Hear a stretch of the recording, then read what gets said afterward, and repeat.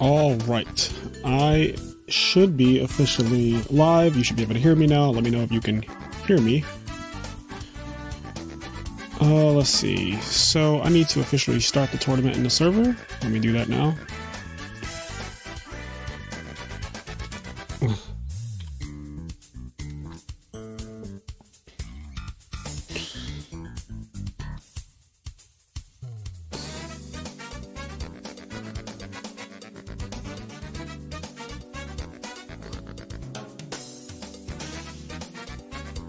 How's everybody doing tonight? How's everybody feeling? It's been a little while. We had YCS Richmond last weekend, so I was not able to do a stream.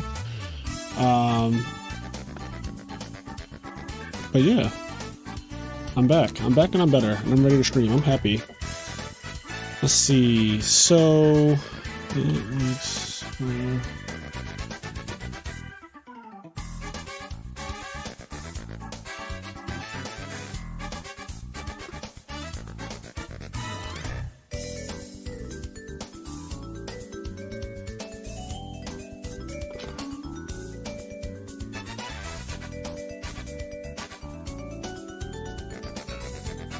okay, let me do this.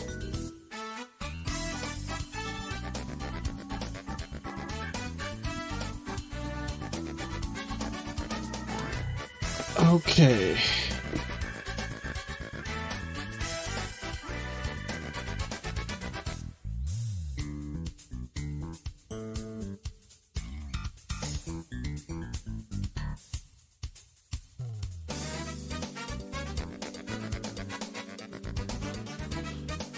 I always do this. I think that I'm like too far over. Okay, so let's see. They probably don't have people playing that fast, but yeah, I just started it. All right, I'll wait until they actually get into their games. Their James. Wait until they get into their actual James. Okay.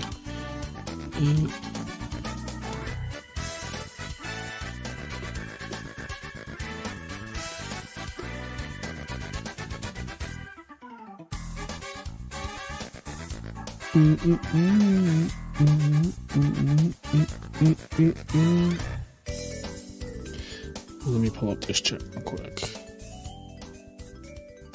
Quest said he's doing some homework. Alright, you guys can hear me.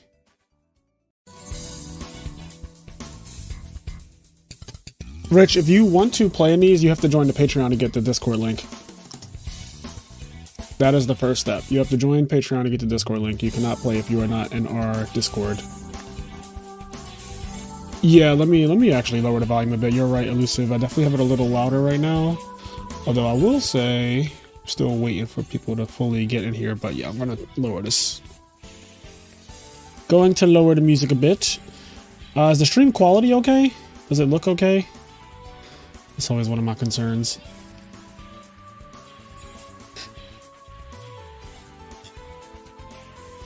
Alright, the other thing I want to do... Okay, so let's see. Are they... Let me see if people are starting yet. No, I don't see that. What else we got?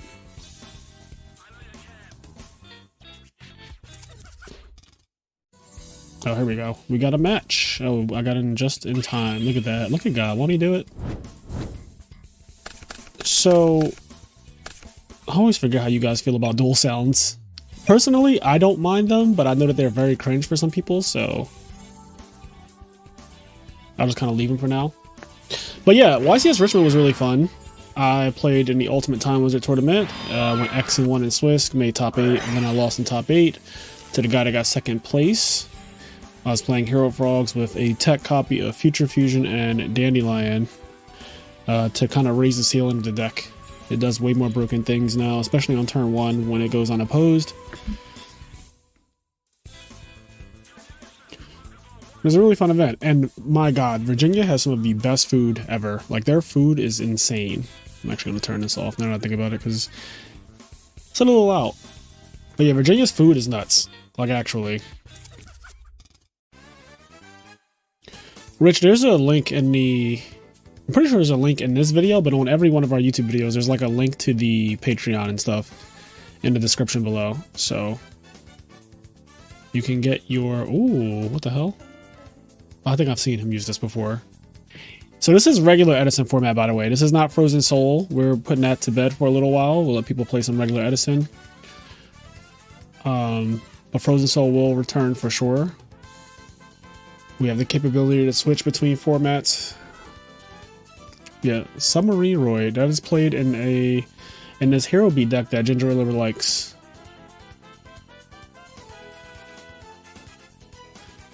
Elusive, I kind of feel you on that. Like when you're doing solo mode or whatever,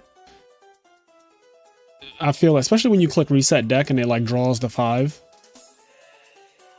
Yeah, if there was a volume adjustment on DB, that would be nice. What's the name of the fried chicken spots? We went to a lot of fried chicken places. One of them was called like Buttermilk and Honey or something like that. I don't know, if you type in Buttermilk while you're in Virginia or type in Buttermilk Richmond, it comes right up.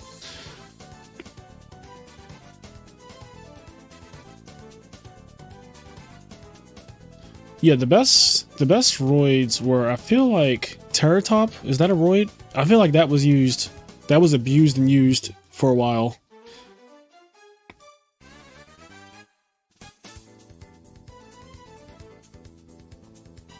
So we have Hero Beat versus Blackwings. Now, I've been told that Hero Beat is supposed to win this matchup.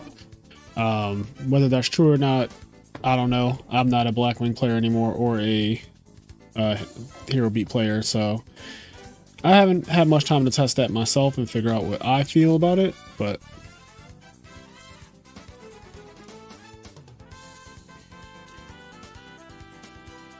alright, they crash.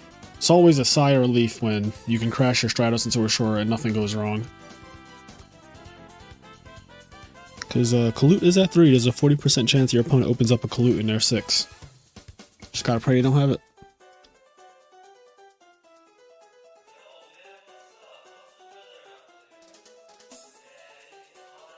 That question, anything before damage. Such a threatening question. Like, why are you threatening me?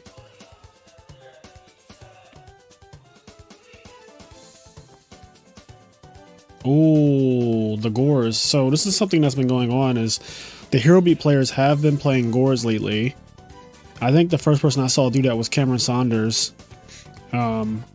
He took something out. Was it DD War Lady? They were teching like a copy of DD War Lady, I feel like, back in the day. And he took that shit out and put in Gores, and it has been doing God's work. Gores is very strong.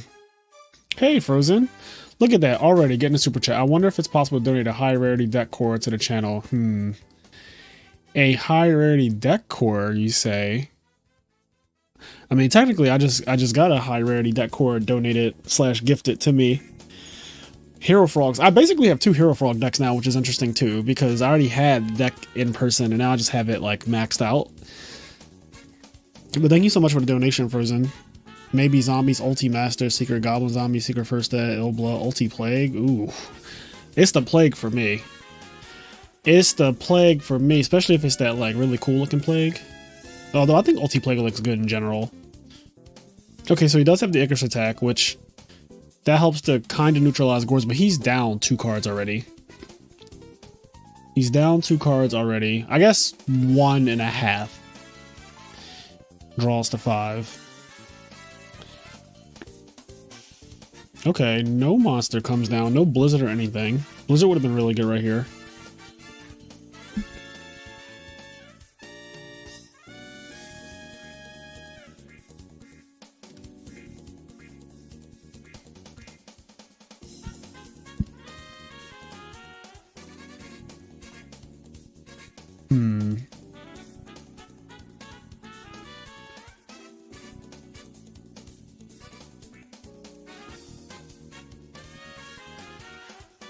Interesting. Neither player is doing anything.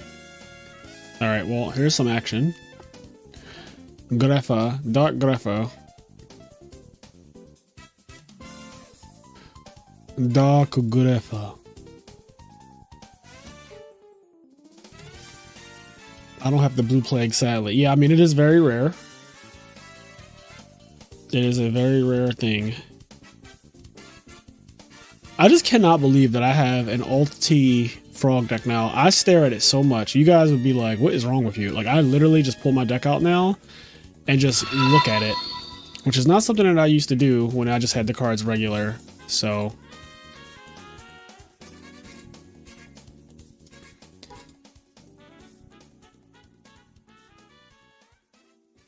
yo, commons are fine, man. I tell people Edison is a cheap format. Technically, Edison is a pretty cheap format. It's also a pretty expensive format if you want it to be. Like, you can make Edison whatever you want. You can make it expensive or you can make it cheap. I dropped like $6,000 last year to buy every Edison deck when I first got into it, because I just didn't want to deal with the hassle of like, oh, I want to switch to this deck and how much is it going to cost, and I want to switch to Blackwings, and I want to do Value, then I want to do, I don't know, Machina, and then I might want to do Gadgets or Lightsworn or Zombies or Frogs. So I just bought everything, like literally 3 copies of every card that I felt like was playable at the time. And then over the last like couple of months, I've definitely had to buy things because the format, like I didn't think that I would need to buy Gemini cards until this year, because that deck is kind of new. But yeah, I bought like Amaryllis and I bought Norlarises and all that shit. I bought all that stuff last year. And I think I had 132 orders all being shipped to me, which was a lot of packages. I remember every day for like over a month, every single day I would come home and it would just be a shit ton of envelopes.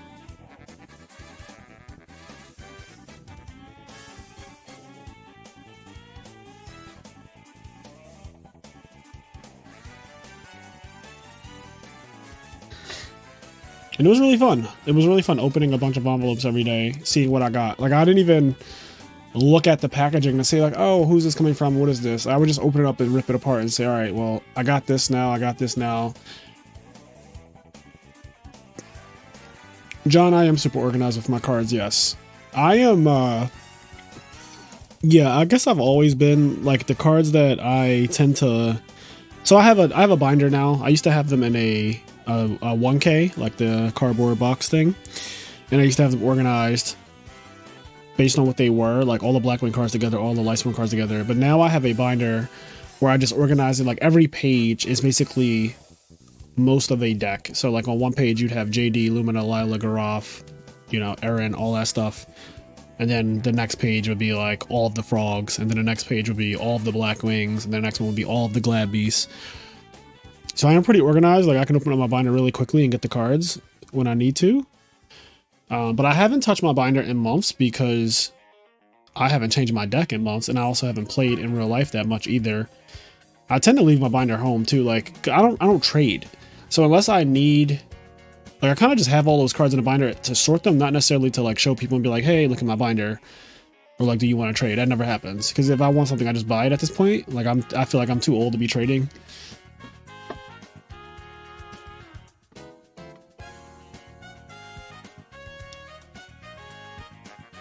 Gear frame still searches.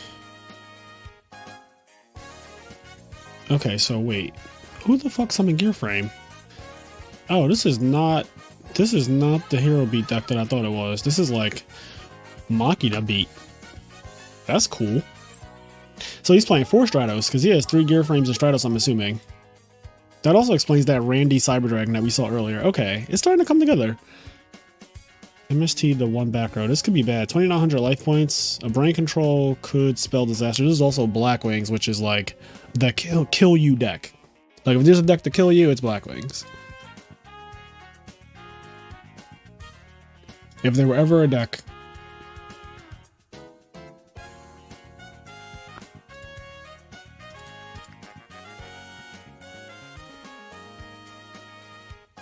She's got 4 darks. So, and Blizzard can't even be used because of his own oppression, which is interesting. I wonder if... Okay, so he's trying to force through a fortress. He pays 100.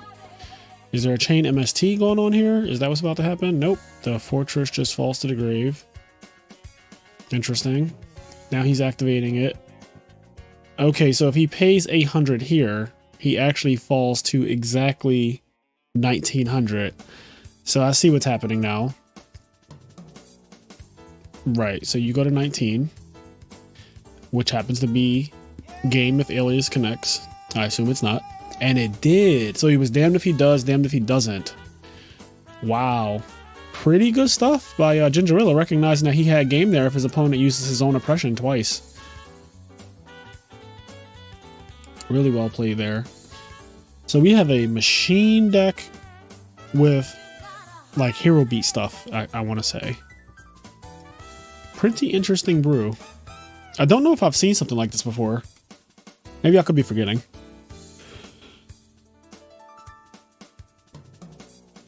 How y'all doing now? What are y'all doing on this Friday night, this weekend? It's starting to get cold finally, so it's officially hoodie weather. Also, thank you guys for the support on my last video. The deck profile I did for the like max rarity frog deck, that video performed really well. Yeah, it performed better than the first place deck profile I did, which I was like, oh shit. So that was cool. Those videos did really well this week, so that was nice. I'm happy to see that. I'm actually going to do a tier list soon too. I'm going to do a tier list for like a year-end wrap-up kind of thing. Also, we're going into like a lot of the championships. I know that Format Library and RBET are both having their like end-of-year tournaments and stuff coming up soon. And I have some thoughts, you know. I have some thoughts about how I feel about Edison format now. It changes every couple months, the way I see the decks and stuff.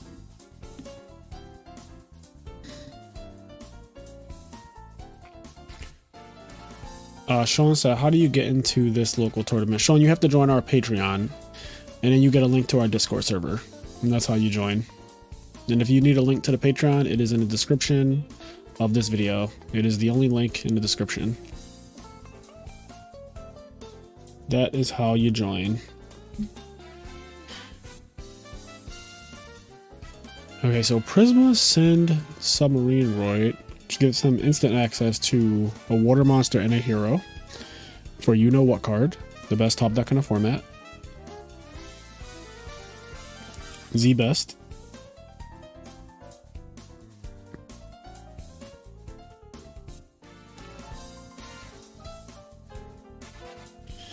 Just Z-Best.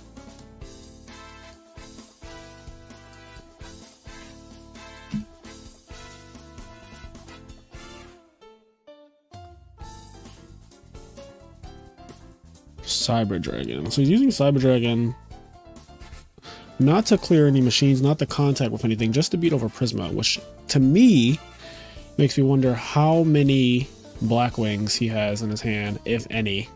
Okay, well, there's a value. I'd have to assume. I'd be very surprised if there isn't. Now, interesting, leaving a Cyber Dragon on the field means that your opponent can contact with it. So this could be kind of bad.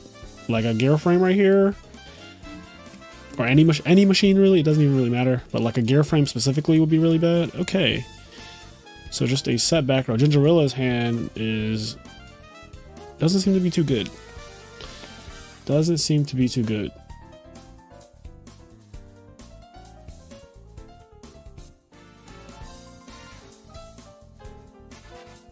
What is the payout? The payout is the number of people times $5, so everyone pays $5, and then that is essentially all the money that we take for entry. We just give it back for the first, second, third place. They take home all the cash.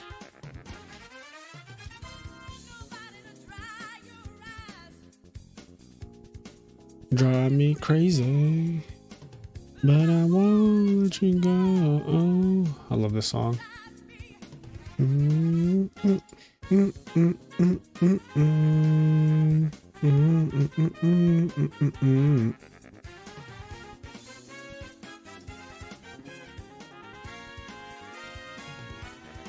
Ooh, that torrential would have been kind of nice right here. Seeing as Enraged Peacock has 2 additional cards over Gingerella right now.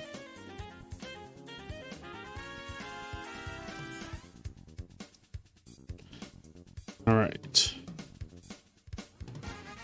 Gingerella could really use a machine monster. That is like what he needs. Okay, I assume he drew a machine monster. Setting Black Whirlwind. Now that is very interesting. I have not seen that. I don't know if I've ever seen that one. Outside of it, like, you know, being the end of a game and you feel like you're going to die, so you just set it as a bluff, but it's very early. So here's the machine I was talking about. Now, there's no way that, you know, this isn't getting contacted on. So he got a +1 from summoning Gear Frame, then he gets another plus from contacting. All of a sudden, he has 6 cards to his opponent's soon to be 4 cards. So it switched that just that fast.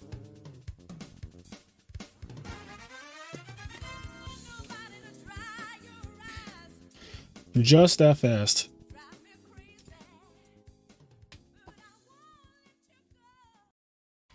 All right, what's going on here? So can't really tell what the Blackwing hand has to, like, to set Whirlwind, and Heavy Storm is gone now. I'm very curious of where this is going. Brain Control. Okay, that's a card. That is a card. So what's he gonna do? Tribute for Sirocco at some point? That's like the only conversion off of a monster with this many stars, right? It's like an 8-star, so probably just attack Tribute for Sirocco. I mean, Gingerella is very low, so like Brain Control is actually pretty good here. Alright, so he's like, I don't want to take any more damage, which is fair. Because if he took that 2000, his own Brain Control would be dead, assuming that he plays it and might even have it. So I totally understand not wanting to drop down to 600 life points, because at that point, Blackwings just have to touch you. And they're good at touching you. Okay, here's an Honest. Now, I assume this is value. It is value, alright. Playing the Honest Shuffle. Honest going back to hand. Set another back row.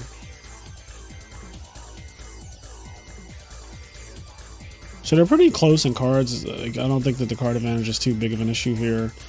Here is a Blizzard to even it out completely. So he'll have 5 cards if this resolves. We know that there is a Fortress in the hand, I assume, because of Machina Gear Frame Search.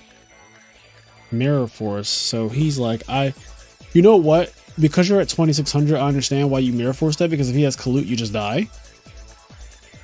And this is one of the things that makes Blackwing so outrageously powerful, is the fact that we don't even know if he has Kalut or not, but you can't afford to just take the 1300 and assume that it's only going to be 1300. And that is one of the biggest strengths of this deck, is that it forces you to do things like Mirror Force, just a Blizzard.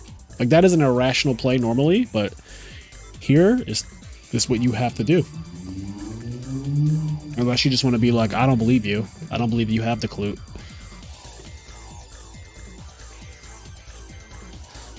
What am I? Oh, I don't want to. I'll turn the music down just a little, just a tizzy. There we go. But yeah, Miracle Fusion. This is big, and Brain Control's already gone, so you don't have to worry about your 0 getting snatched up. This is going to be the 3rd dark though, for what it's worth. Oh, I guess he already. Huh. He did not kill. Did I miss it? Did he already? He Mirror Forced the Blizzard. The value was there in defense. So did he not attack it? Is he playing around Dark Arm? Interesting. Is there a dust sheet this game? No.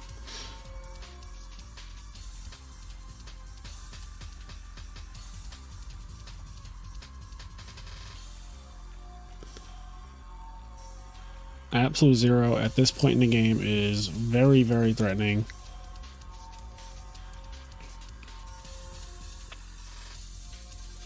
So like best case scenario, that's Icarus attack, in which case you can just trade evenly with it. Outside of Grand Mold, that's the best you're going to get from an Absolute Zero. Like it's always a GameStop trade, or you can go even on it sometimes, but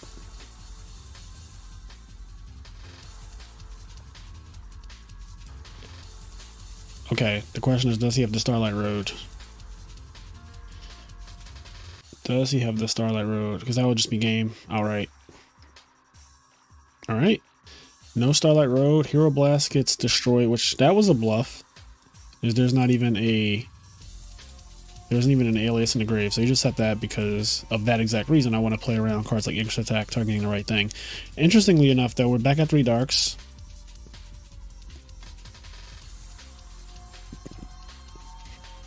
Okay, so no Dark Arm. There's no way this is another Icarus Attack and Blackwing monster, is there? I mean, realistically, that's probably exactly what it is, but like, it's just kind of funny. Alright, so now Vayu has some food there in the grave. Doesn't solve this problem, though. Okay, Blizzard. To get what?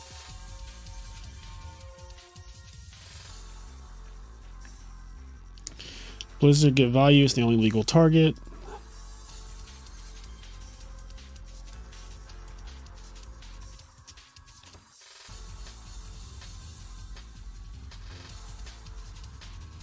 Okay, yep, we saw this coming because this doesn't clear a fortress by itself.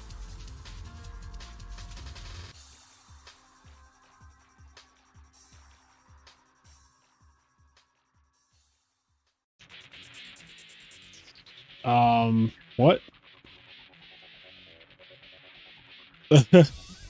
Bruh. I was like, that doesn't do that. Okay, Bottomless is the Armwing, which is huge here because he clearly wanted to go into Dark and Dragon at some point, I guess. That's not happening now. Okay, so Bottomless Trap Hole, which explains why that was bottom. I'm not surprised it's Bottomless because he's been summoning Blizzards and getting back values, so there was nothing too Bottomless earlier in the game. Damage Step Limiter. No, I don't think that would be game, though. 5,000 over, yeah, wouldn't be game.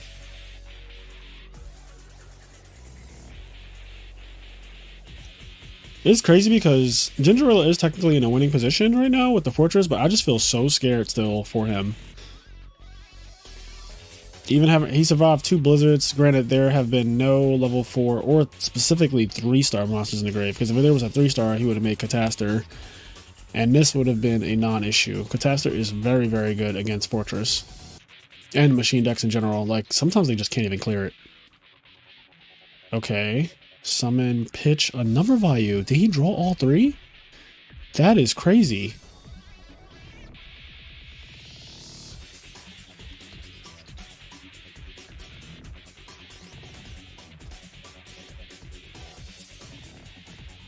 Okay, I think I see what he's going for.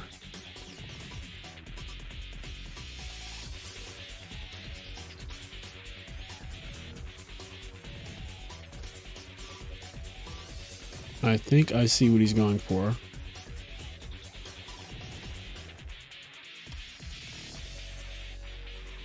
Emergency call. So I haven't seen Stratos this game, right? No.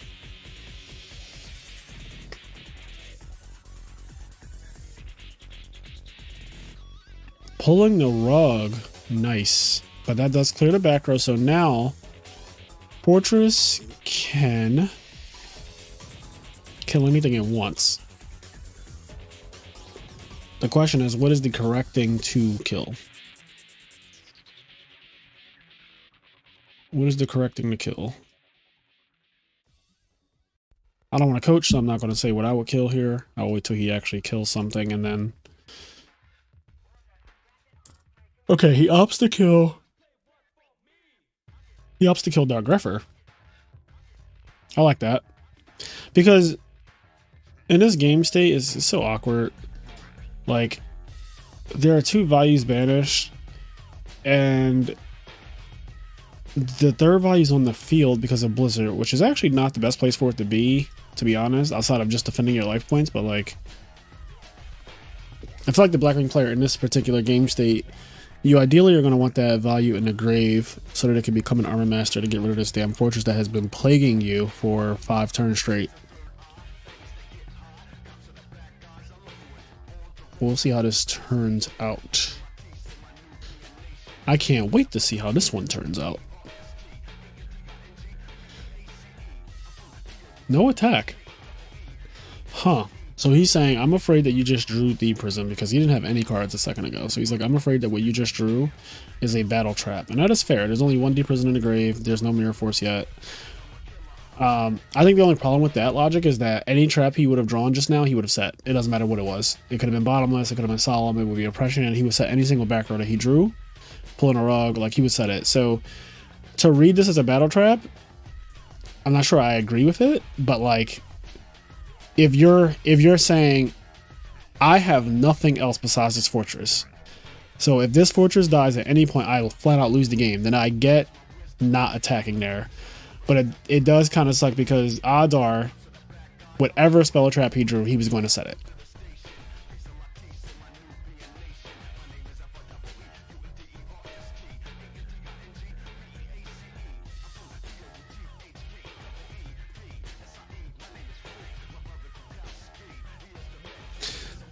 Sean says he's playing 3 value in a pure Blackwing deck. That smells like Enrage is either a noob or new to Blackwings and built his own deck without looking up a YouTube deck profile. So, Sean, you're actually incorrect there. Enrage has been playing Edison for a while, and actually a true hero got like 3rd place with Blackwings playing triple value, and it was pure Blackwings a couple months ago. So it is something that has topped by a really good player in the format. Where they play 3 value, it is not like unheard of for it to be played. So I don't think that it means that he's a noob or new to Blackwings. I think that it's just a version of the deck that some people play. But yeah, all right. So it looks like Gingerilla takes this one cleanly with his 4 Stratos deck. Let's see. Let's see. Let me pull up this bracket real quick. Let me do this too while I...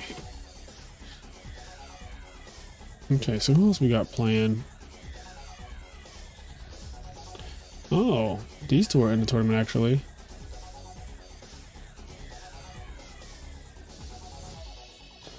Okay, so if I'm reading this right...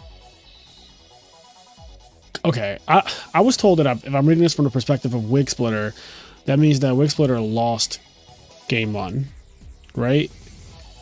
Is that what this means? Is that what this means?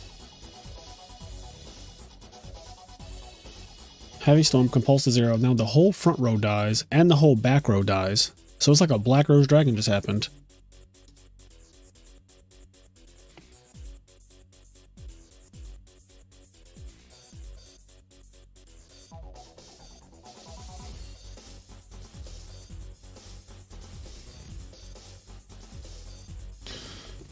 Yeah, so he's playing Hybrid Blackwings, which is also just a deck that would run triple value.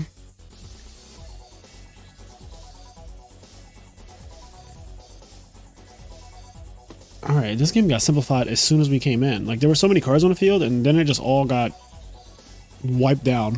1 Heavy Storm just... 1 Heavy Storm plus 0 just wiped everything down.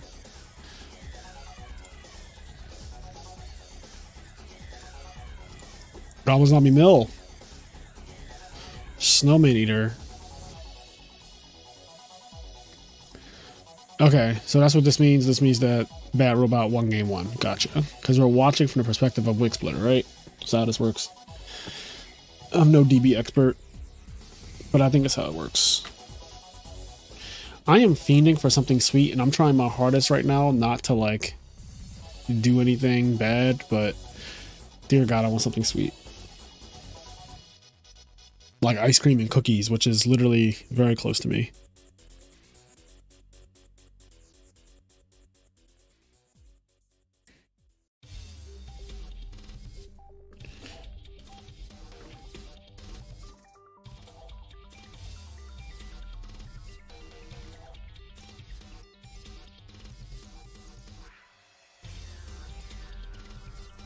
All right, so Bat Robot is fighting back. Oh, might not be too much fight left. I mean, if he has a Caius. All right, well, he didn't even wait. Maybe he knows he has the Caius in his hand, because Caius would just be game right there.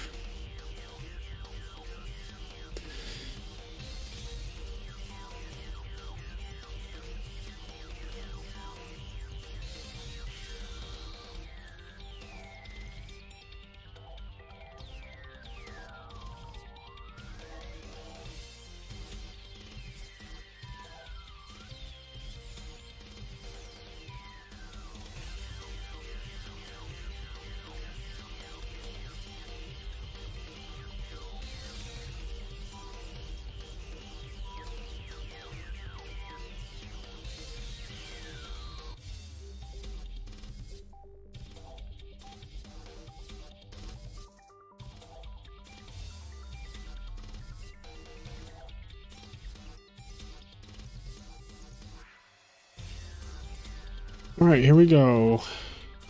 Game 3.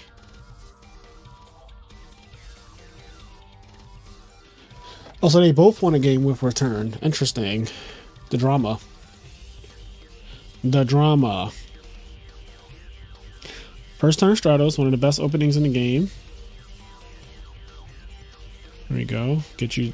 What? Okay. And he's like, fuck it, I'll play Rhoda 2. Might as well thin the deck out. No back row. So, what's that say? That says that the hand could be very aggressive. It could also just mean that he's like, I have Gores and I dare you to pop off. It could mean any number of things. Alright, he draws to 7 cards in hand. Here comes Caius. This is one of the reasons why going first is so ridiculous in this format. Because of what just happened right there. Like, that is so frustrating when you're playing a deck that sets monsters.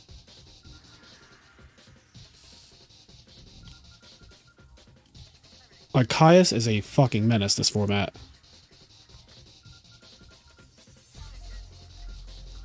Rich, I don't know what that word is that you use there. Like, I have no idea what that means. Okay, here comes... Is there a creature swap coming down? Creature swap would be nuts right here. No creature swap, okay.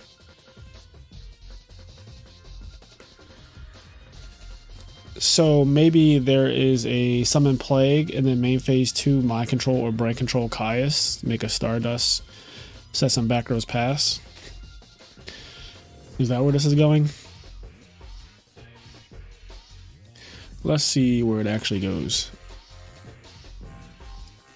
He felt the need to attack, which, okay, well, I guess my reads are a little spot on there.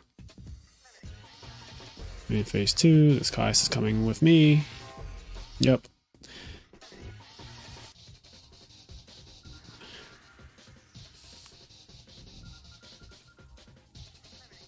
Okay, so let's check Graves. So now there's a couple zombies. There's a hero.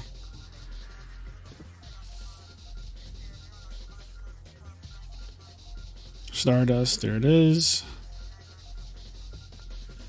He's so low though. Like, damn. 3,600 and it's been... You've taken like 2 turns.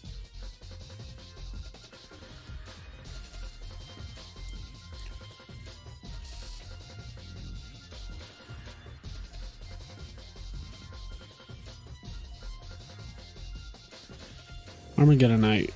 And we know about this Armageddon Knight because he wrote it at turn 1. So there's no secret there. Sends value. I mean, this could be... Honestly, this could be game this turn. Like, very easily.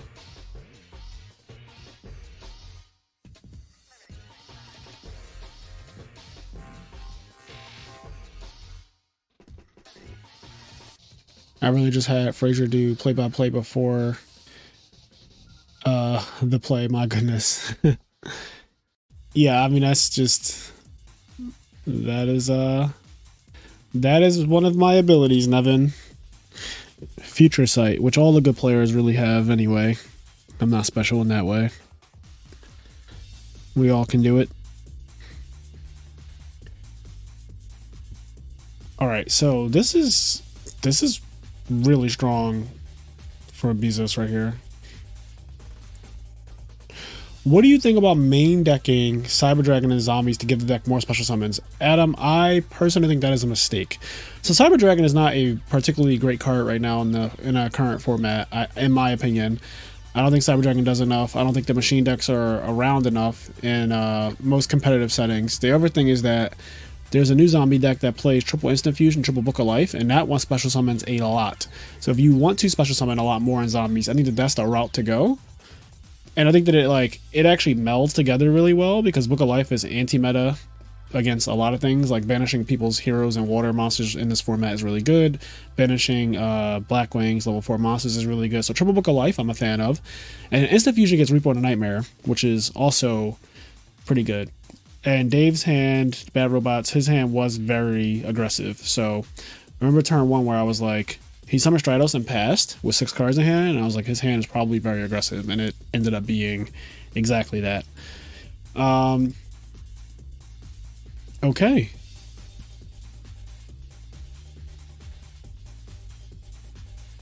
Let's move on. Here we go. This is another round.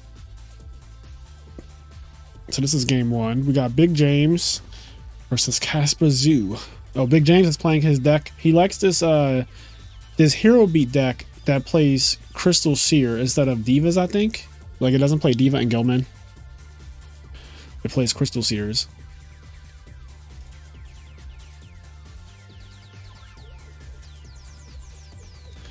So curious to see this in action, because Deep Sea Diva would just clear an android with Catastor. Crystal Seer could also search for an answer, but I don't really know how, without a trap or honest, like, I guess those are the ways that you get through this, right? Oh wait, is this a... Okay, so it's Diva Hero Beat versus... I don't even know what the fuck this deck is called. Like Crystal Seer Beat or something? I don't know. Like, what do they call this?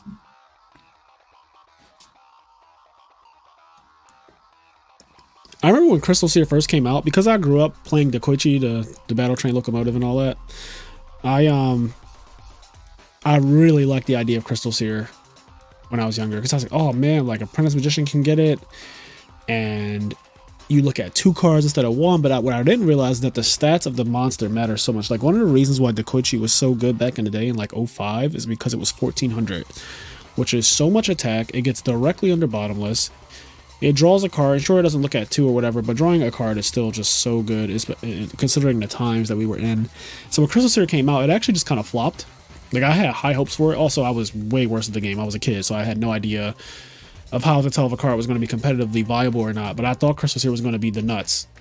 I thought it was going to be better Dekoichi. And then we practiced and played with it, and I was like, this card... The fact that when I flip it and I do get my +1, when I go to battle phase, I'm not doing anything. Whereas when you flip it to Koichi and you draw and you attack, like 1400 that's real damage. Like, that is real damage.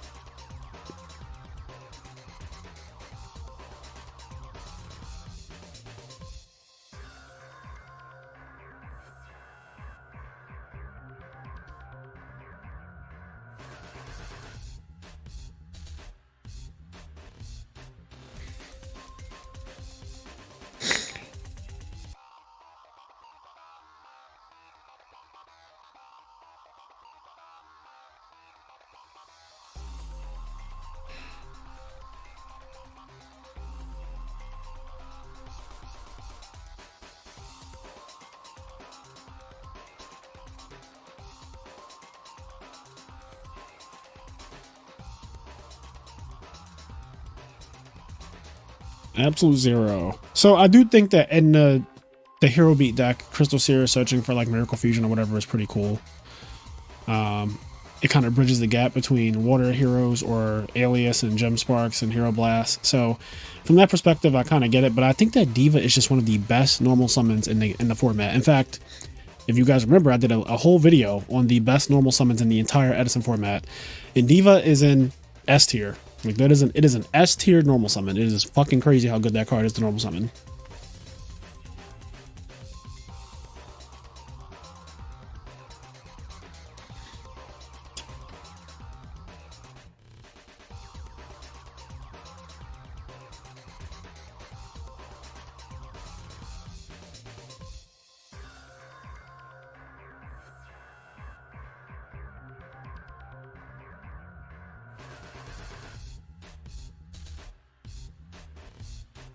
Deciding in progress. Please wait. Let me read some chat. Let me see what's up, chat.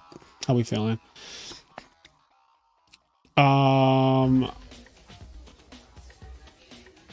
So Mayberry says, hope to see you at the 5K. I will be at the 5K in December for sure. Adam says, I love Dequitchy. That card is so dope. Agreed. Gets under bottoms, can actually get a real damage. Yep. He dusted on his own turn. Do you think Corn Narcs can be competitive again? You know, James, that's a good question. Somebody should try to build it. That played like Reckless Greeds and stuff and Mask of Darkness, I think. I was around for that. And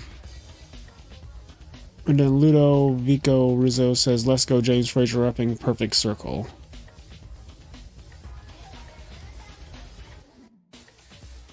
Alright, so game 2 is about to start.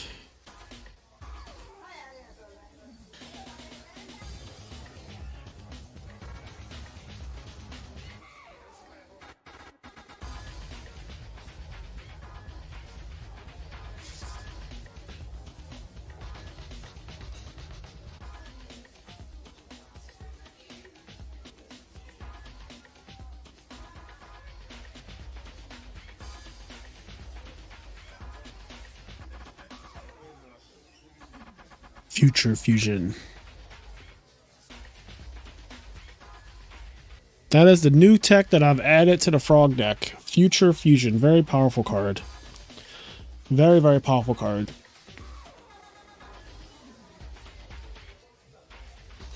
Do you think smoke screening is undervalued in Edison? I know the OD guys had that Monarch. The thing is, I don't really think that there are many decks that can smoke screen. And like, what are you smoke screening? You're going from what to what? The most successful smoke screening I've seen in Edison was back when there was a Twilight Lightsworn deck, and it transformed into Value Turbo kind of after game 1. I thought that was really cool. That was last year when I first got an Edison format. That deck was doing it like topped 2 people topped 1 RBET with it, and I played it on the channel, I think. But that was when the format had like a very few decks. So everyone was siding things like Light Mirror. So you would side out your light monsters and side in a Value Turbo engine and keep the Raikos or whatever. And it made sense to a degree back then. I don't see the value of smoke screening in Edison when there are so many decks. Like, I wish that there was a, like, I could be wrong. Maybe there is a smoke screen deck that you could do that would be successful again, but I don't really know. Because the whole idea of smoke screening is that I'm tricking you into siding in cards that are going to be bad against what I switch into. So, in the case I used where Lightsworn became Value Turbo, they sided in Light Mirrors back then, and then you just don't have light monsters, really. You're, like, fucking summoning Armageddonites and stuff, and doing that whole thing. So that can catch people off guard really bad. But, like, think about the other decks in the format. What are they smoke screening into that's going to benefit them because their opponent sided in something that's really bad decided against the smoke screen deck? Like, it's very difficult to find that.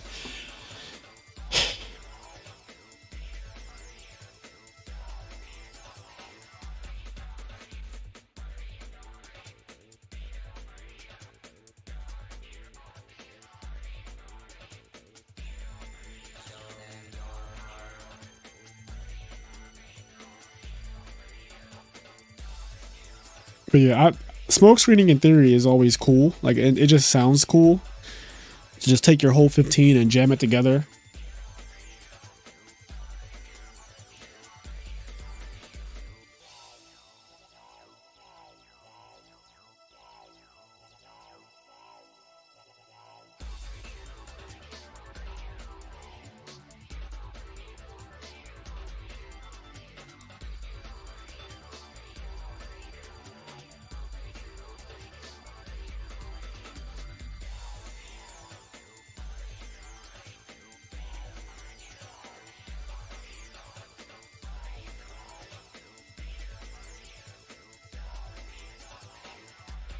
I think one of the other problems with smoke screening is that like the side deck cards in this format are really good now, and I'd find it hard to take your deck that you enter the tournament with for game one and then use all 15 of your side deck spots to transform it into something else that may not necessarily just be better than your main deck with a proper side deck.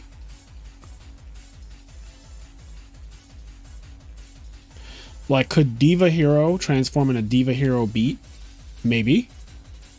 But is there a point in doing that? And vice versa, could Diva Hero Beat transform into Diva Hero? It's like, sure, but then you're signing Maliciouses.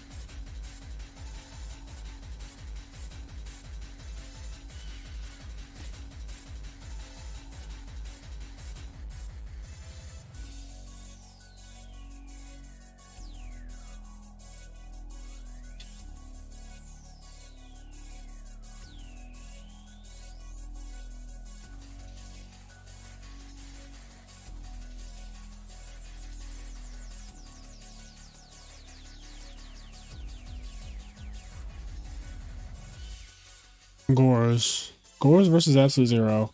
It's always an interesting interaction because dropping Gores on Absolute Zero, unless you're going to just use the Gores to clear the zero and then do something after, it doesn't feel very good. Future Fusion versus Future Fusion. Okay, spice. Spice.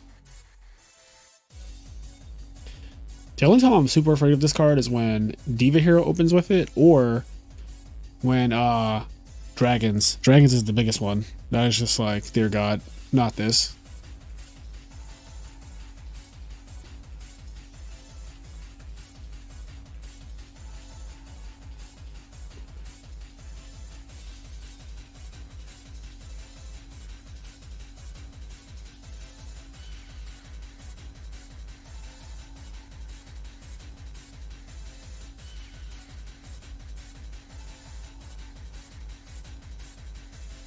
Okay, so now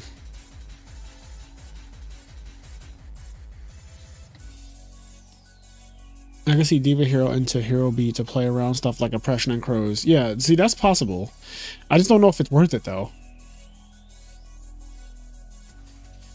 Like that's the ultimate question, is like, is it worth it to do this? Because you are foregoing a real side deck. You're not going to have regular side deck cards like DD Crow and Deck Devastation Virus or Mind Crush, stuff like that. Like, a lot of the cards that you would be able to side deck, you're not going to have room for. You have to accommodate an entire different deck. And also, one of the other big problems about it is, so we play a lot of online Yu-Gi-Oh! Well, not me, but most people play a lot of online Yu-Gi-Oh! And when you play online Yu-Gi-Oh!, there's fucking replays now that you have to submit, and there's a bunch of people who can just like watch your game from their computer. Even while they play, they can watch your game from another account, which is like not something that you have to deal with in real life. Like in real life, when I go to YCS Richmond, if I finish my round in 10 minutes, like I don't have to worry about people watching a replay of my round. I also don't have to worry about people watching my round at all, because I'm probably one of the first people done. I say all of this to say though, so once people know that you're like side decking into this transformation thing, then the jig is up. And so they're not going to get caught off guard by doing something like, oh, okay, so you're playing Lightsworn going into value. I'm just not going to side Light Mirror. And then like, you don't know, as the transformation side deck guy, you don't know if they sided in Light Mirror or not.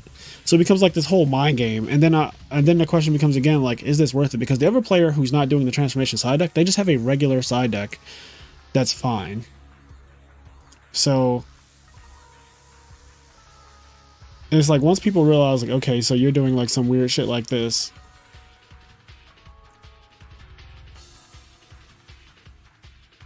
Super Poly right now. Oh, he could have dark hold the field.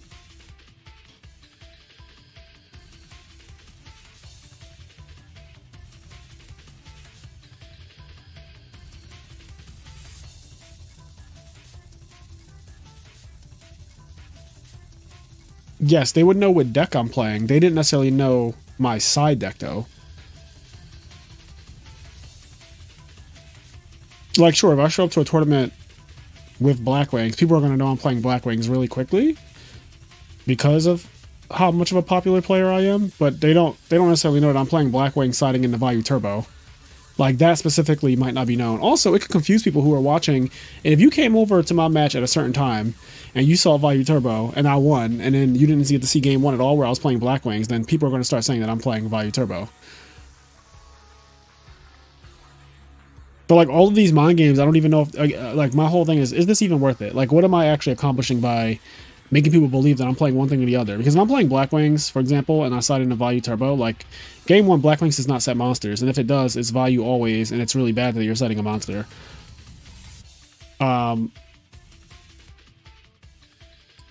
So it's just I don't know. I'm not really the biggest fan of like transforming in Edison where there are so many decks. There's just too many decks.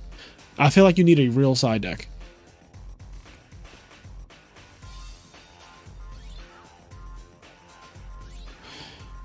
Quest said, I wonder how many people at the YCS you won heard about Malefic Stardust being your deck before playing you.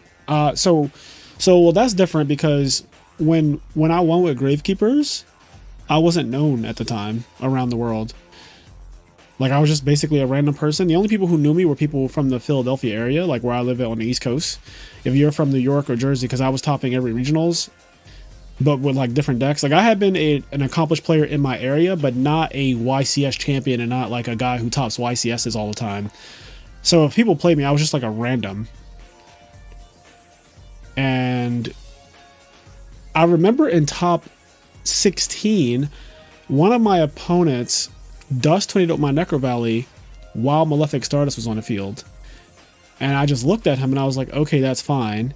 And he put his dust tornado in the graveyard and he plucked at my Necro Valley. I was like, yeah, you dust tornadoed it. And he was like, yeah. And I was like, okay. And then he picked up the Malefic Stardust. And mind you, he had already read it the first time, but he picked it up again because he didn't really read it, I guess. And he was like, oh shit.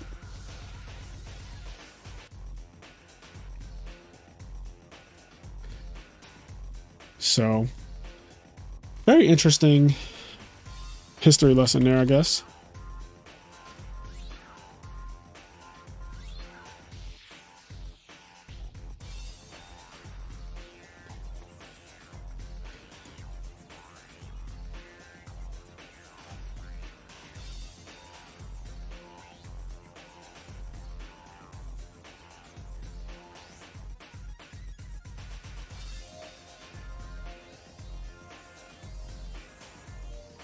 Adam says that GK deck was one of the best meta calls ever. Yeah, it's funny. After that happened, I remember I won the YCS and then Dale Bolito made a video. And that video is probably still on YouTube somewhere, but Dale was like, this is the best meta call of all time. And Dale at that point had already won SJC. He had topped like, I don't know, fucking double digits, Shonen Jump championships and stuff like that. Clearly one of the best players of all time, even to this day. And he was like, this is the best meta call I've ever seen in my life.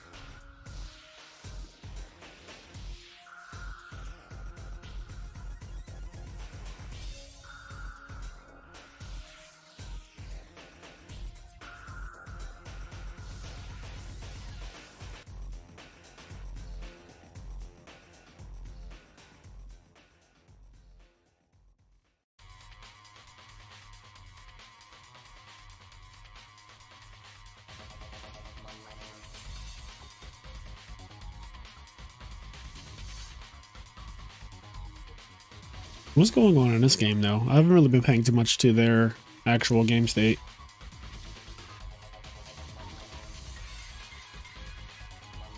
The Salt King says, you playing and doing it with GK helped me to get to the next level.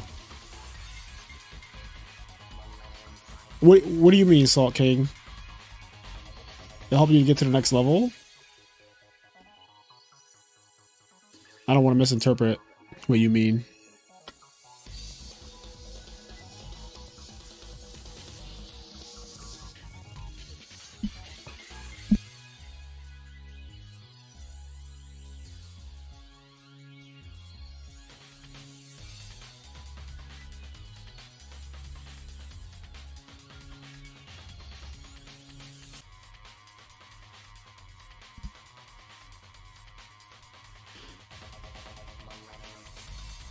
DD War Lady So DD War Lady is fucking amazing versus Hero Beat because banishing the aliases is, oh god, that's all 3 aliases accounted for too. Banishing the aliases is a really big deal. Roger Newman says, I remember that name, I feel like. My favorite Frasier vid was when the Asian guy tried to cheat hard but was awful. Oh, you're talking about Peter Chang. Yes. Yes, me versus Peter Chang. I believe Peter actually won the first ever YCS too. I learned to beat the deck in the meta with Scraps and Horn of Phantom Beast. Oh yeah, I remember that, Salt King. That was kind of like being played at the time. Scraps. I used to love Scraps, man. I used to play that deck all the time at locals, and then I would never take it to a YCS because I just knew that like I could play something a little bit better. But I always wanted to. I'm sad I didn't get a top with Scraps. I feel like I could have got the job done.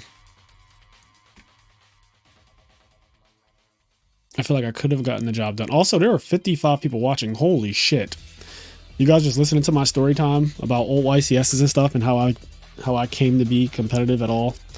Yeah, the Gravekeeper deck is so interesting. Maybe I'll bring Sean McCabe on one day. We should do like an episode together where we just talk about that. Like we talk about, because I still remember everything. I'm sure he still does too. I was in college. I went to LaSalle University. I was in college, and every night we used to talk on AIM, which is AOL Instant Messenger. I know that a lot of people do not know what the fuck I'm talking about when I say that, but it was just a messaging app, and we talked on it every single night. Like every night through college, all 4 years, we talked every single night. And I remember we were talking about the fact that the next pack, which I believe is called Starstrike Blast, was going to have an exclusive card for Gravekeepers. And McCabe had already topped a regional that year with Gravekeepers, but it was before Recruiter. Let me see. Duality wasn't out, I don't think. But he still went like 7-1 at a regional with it. And no one thought much of it because, one, it was just like a regional or whatever. Also, what the fuck just got super polyed? Oh, that's wild. That's wild.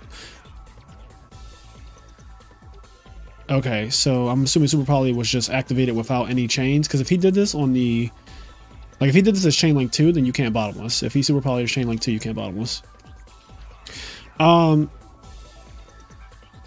yeah, we used to talk on AOL Instant Messenger every single night, and we would just play decks and stuff, and like...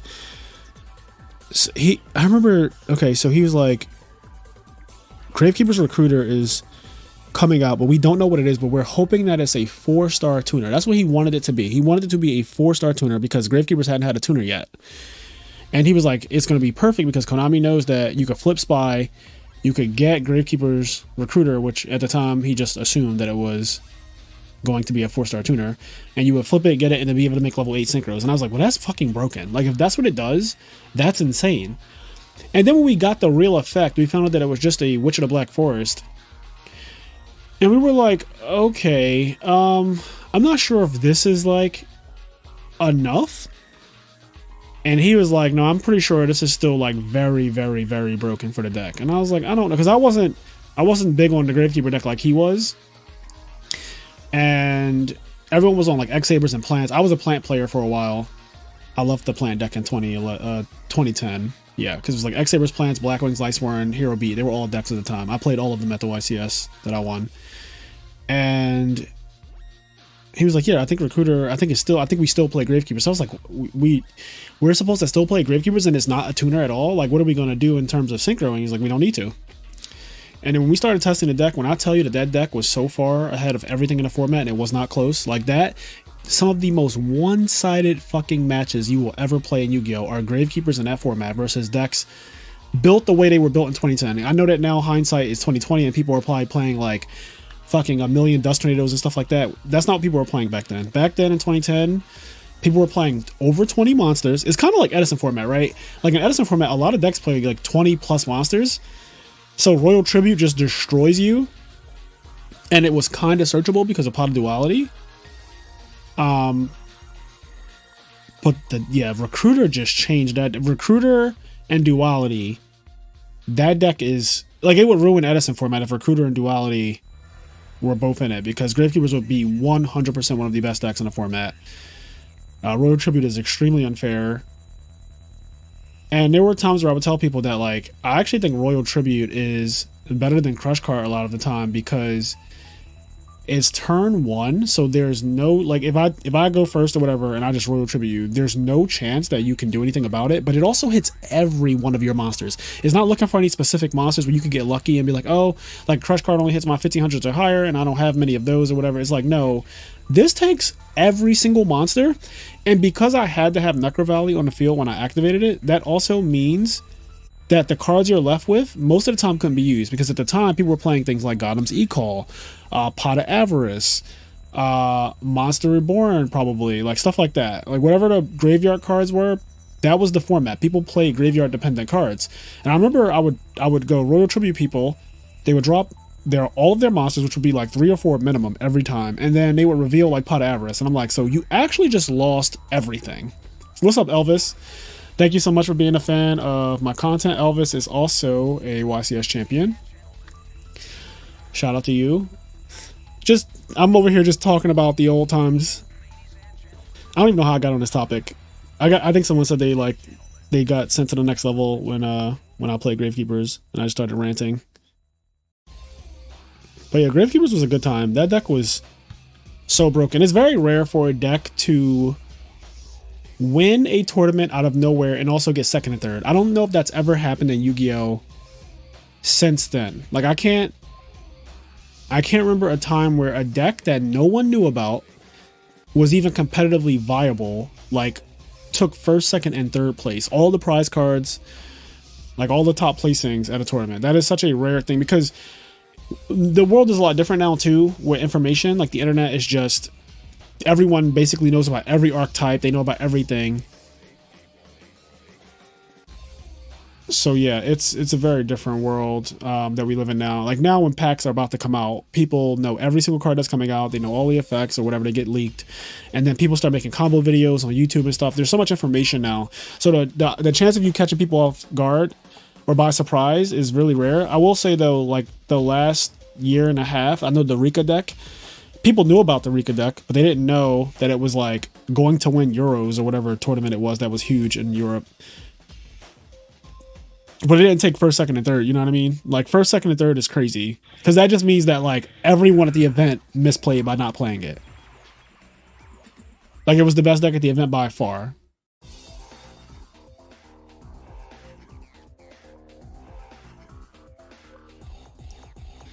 Wasn't there a YCS before Tengu Plant where TG Stun was insane? So TG Stun won Nationals that year, but people knew about TG Stun before Tengu Plants came out. Tengu Plants is the end of 2011, basically. It's like August 2011 format. August, September area. And TG Stun won Nationals, but again, not first, second, and third.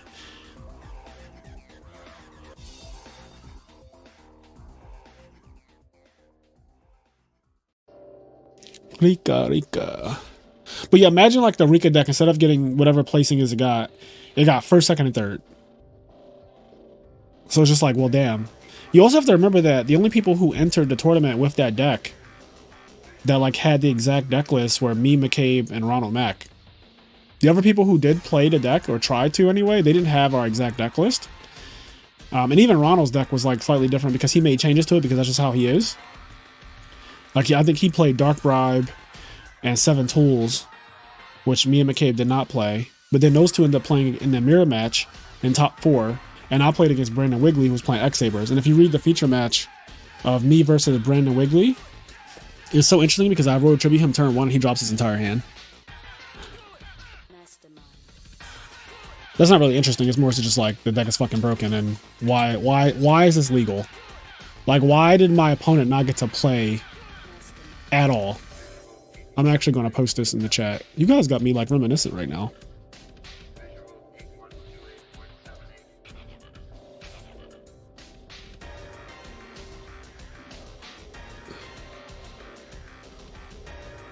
Oh, yeah, they actually said in the feature match that if I won against Brandon Wigley, it would mean that Gravekeepers were guaranteed to win the whole event, because the other top 4 match was the Gravekeeper versus Gravekeeper. I'm over here reading this again.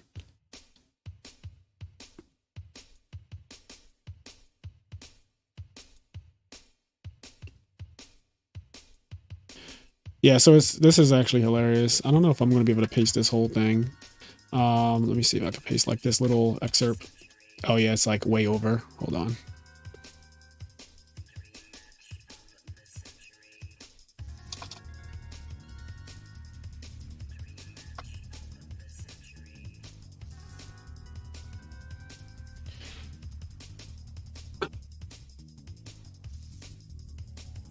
Because Yu-Gi-Oh, that's why. Why did my opponent not get to play?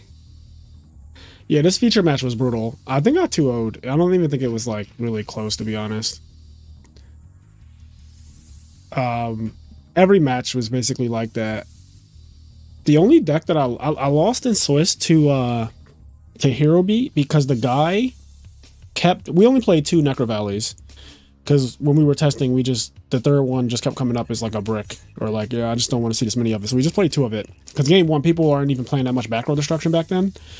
So 2 Necro Valleys was fine, but in that matchup, in the Herob matchup where they have MST, probably Heavy Storm, and then also Gemini Spark, he popped my Necro Valleys, both of them, like back to back, really quick. And I was like, oh god, like now I can't beat an Alias without. Like Spy is really good against Alias, but then like having any of my GKs in attack mode without Necro Valley on the field means that he just has to go declare an attack with Stratos or Alias or whatever, and I have to use a trap on it, which means that Gemini Spark is really good. And then because Necro Valley's not on the field, Hero Blast is viable. So it's just like the whole matchup was awful. Like I realized during that tournament, I was like, this is a bad matchup. We had not tested against Hero Beat at all, and Hero Beat wasn't really a good deck at that time. At least the way it was being built, like people don't know about what I guess could have been Diva Hero Beat at the time. But yeah, at that time it wasn't really considered a good deck. So we didn't test against it, and that shit just caught me off guard. And I lost round 4 or 5 in Swiss to that, and I was really annoyed because I was like, damn, I hope I don't play against that again. But yeah, imagine losing your whole hand. Yeah, like Adam, I ripped his whole hand and I revealed Dark Hole. So it's like, even if somehow you did draw a monster, which every deck back then also needed multiple monsters to play, it wasn't like, oh, I ripped your hand and like, you know, you're going to recover. You're also going to die because I'm going to flip Spy and summon Descendant, and I'm going to crack you for 3,700 or pop whatever you do have because you don't have any monsters, but you might have a back row. And I know the other thing is like, I know what your hand is too, so I know what traps you have. Like I know what I have to play around. I know what I have to play into because we play Starlight Road. So like, oh, I can play into Mirror Force here, and if you activate it, I'm going to win because I want to Starlight Road you. If I flip Spy and I summon Descendant and I go, okay, I'm not using priority, you go Torrential, I Starlight Road you and you lose. So there's like a lot of ignorance with just how that deck was so broken. That deck was so fucking broken. And then I never played it again after that. Like, I never played it again. I was like, all right, that's it.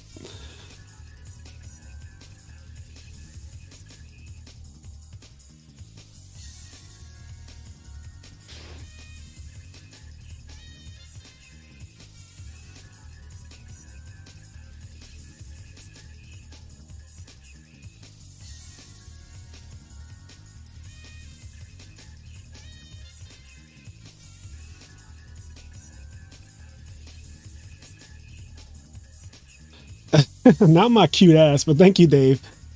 Guys, can we get some likes, please? I haven't really asked. I've been doing story time for the last like 20 minutes. But I would appreciate if you guys did like the stream. It helps out the channel. And it's free for you to do, you know? It doesn't cost you anything to click that like button.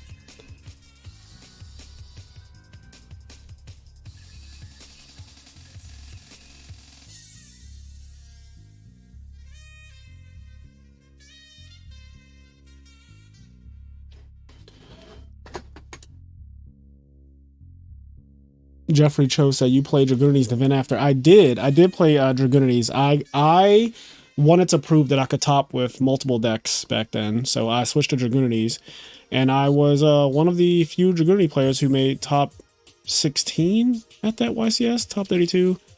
I feel like I got the top 16. Yeah, randomly. I played Dragunity's. It had just come out, and Konami was like, "We're going to feature you on the channel." This was also when Konami was doing something really cool. They were calling people based on the deck that you played. You were called like Dragoon Frazier or Gravekeeper Frazier, like at that time. I thought that was really cool.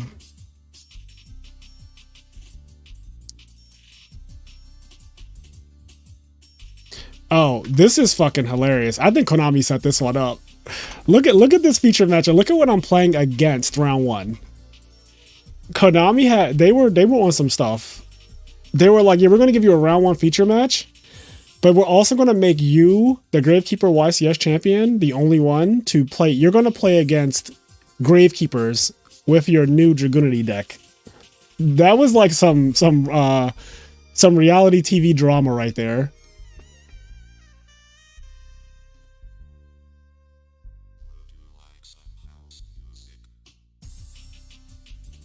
I was a child, bro. Oh my god. Yo, these pictures are horrible. I look so bad. Oh my god. The camera quality was bad. My outfit was bad. Like, I didn't have facial hair. I just looked like a baby. I'm holding the cards in a strange way. Like, this is just, what is happening?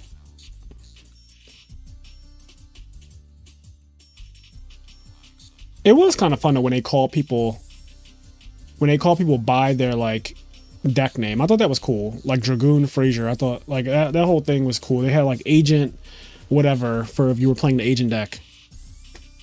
I don't remember what they called the X-Saber people, but they had a name for everyone. They had Botanist, I think, for plant people.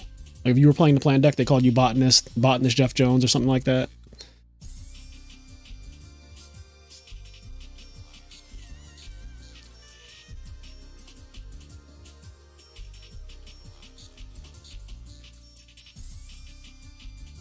Man, Dragunity's was... The deck just spit out level 8 synchros off of essentially one card. I used to love field spell decks. That was my thing back then, clearly. My first top was Gravekeepers, my second top was Dragunity. So if the deck had a field spell, I was in. The other thing that's crazy though is that like that was back when field spells killed each other if you just played it. So if I have a Necro Valley and you play Dragon's Ravine, it just kills my Necro Valley. So that made mirror matches between two field spell decks really toxic. Like, really toxic.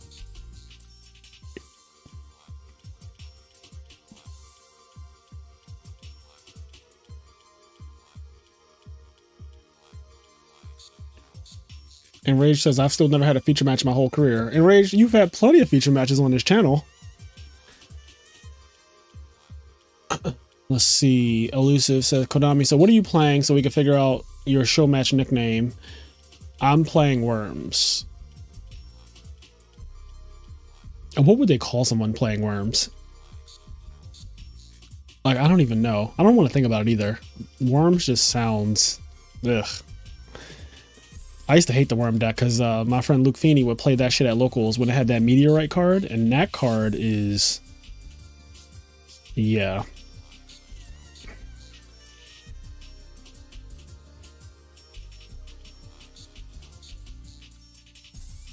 That West Nebula Meteorite thing.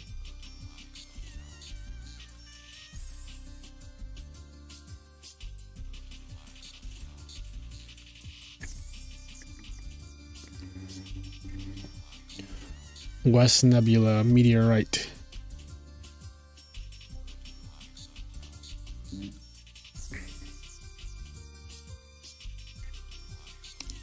Isn't this also the time when they listed any deck that plays Synchros as Synchro Summon? LOL. It started as Synchro Centric, then they changed it to only say Synchro Summon in the deck list. I think that they called the decks that were... There were these combo decks that came out that were just synchroing for a bunch of different monsters, and they would call those the Synchro-centric decks. I don't know if they would call, like, Tengu plants that, too. I'm not really sure. Like, maybe they did call Tengu plants something different. I don't remember. I mean, it's all on the website still. Clearly, I was able to look up my shit, which is super old now. I like that there's, like, a history of everything still just on Konami's website. Like, they don't archive it.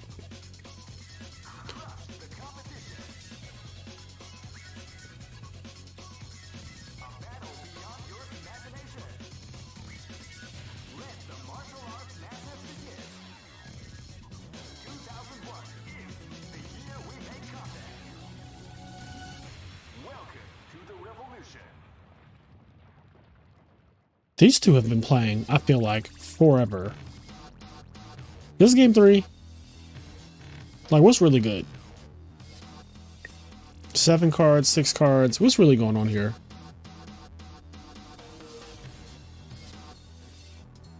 Why did the ARG event stop? I have no idea. You'd have to ask Jim McMahon, the owner. He's still around. Jim's great.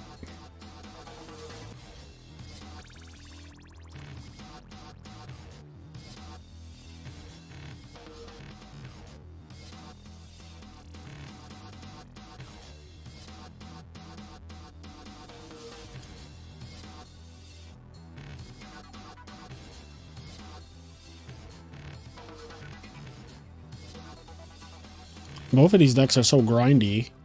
That's why the games are taking so long.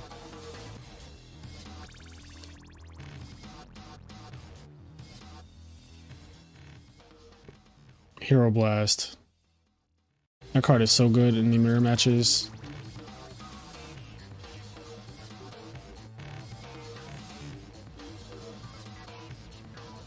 Reminiscing is fun.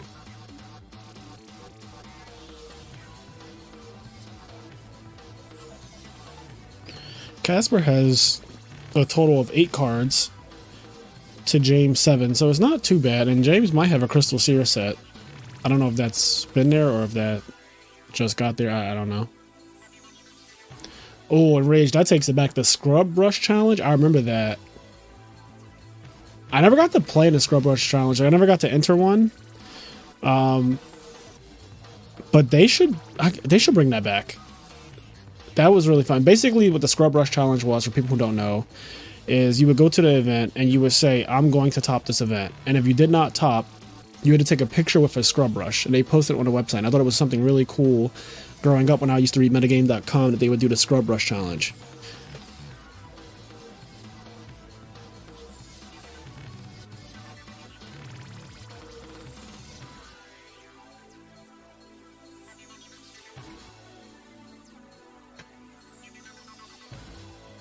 Yeah, no, I see Feng Shui's comment right above yours. I saw yours first, and then I saw his right above it.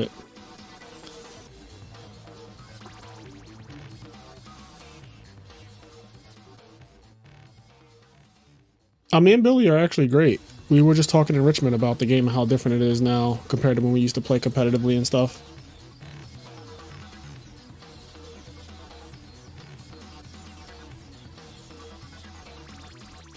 What about Bounty Duelist? What about it? I was a bounty many times. I actually still have my bounty lanyards from when I was chosen at a YCS to be a bounty. It happened like 4 or 5 times.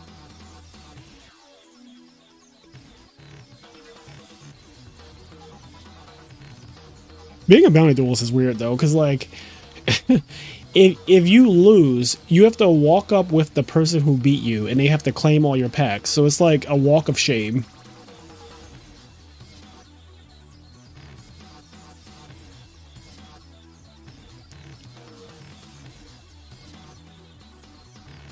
Alright, James is trying to close this one out.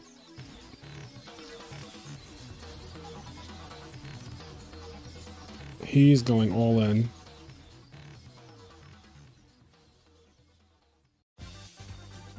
So despite being down many cards, and now even more cards, so now he's literally double. Like, he has 6 to 3. But life point wise, it's not looking too good life point wise. So he needs to like stabilize, clear to 0. Am I missing what the set monster is? I keep on looking back and forth between like the chat, and I don't know if this set monster has ever been flipped or what the fuck is going on with it.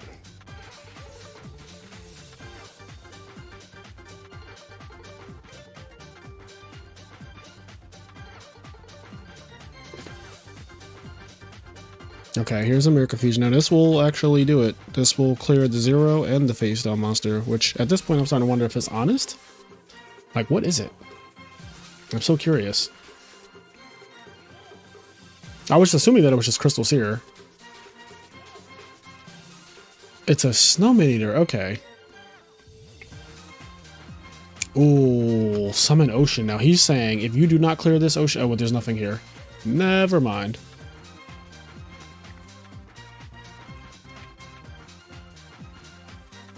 Miracle Fusion off the top.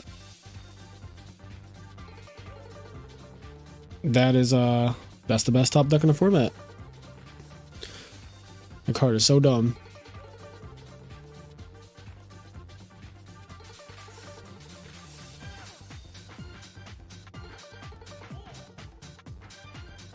Oh, takes 1500. Life points are getting so low. Also, this back row does not stop absolute zero, which is really bad. Casper is in danger. He has all the cards in the world, but his life points are not looking too hot.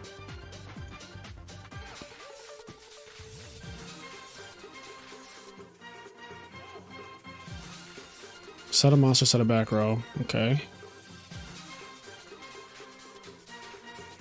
Where is his Stratos at? I do not see Stratos anywhere.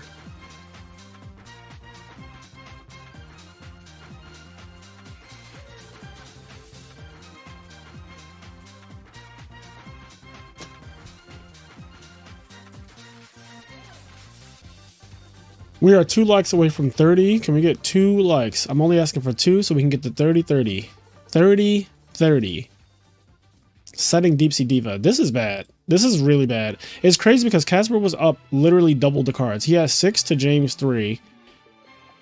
And now it's still double his cards, actually. It's 4-2, but life points are getting so low. Here we go. Here's a Miracle Fusion. Here's something to kind of equal. They're fighting with the miracles. So 2 miracles, all 3. Okay, James has drawn all 3 miracles, but he has not drawn Stratos yet. And Casper has drawn 2 of his miracles.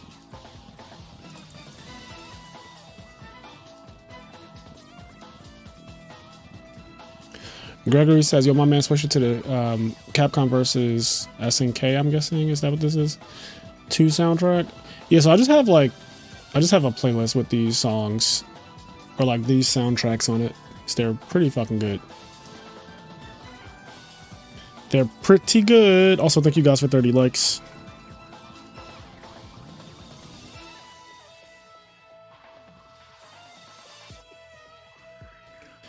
Thank you, thank you, thank you. Thank you.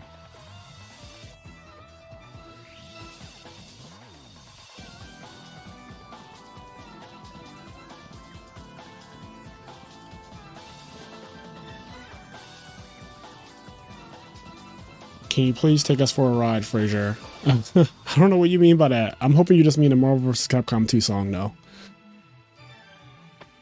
I'm hoping that's what you mean. Oh, I see James found his Stratos.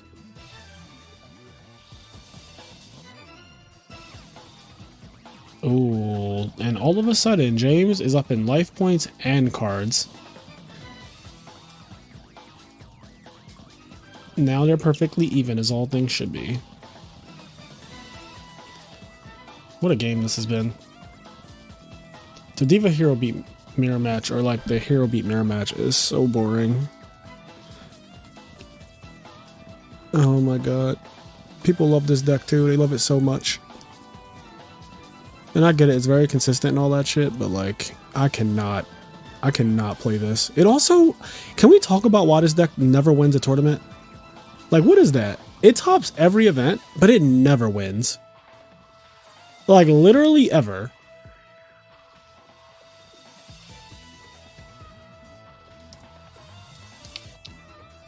I just find it to be so interesting. Like, no matter how far it gets, it never wins a tournament. I'm trying to think of, like, when has this deck won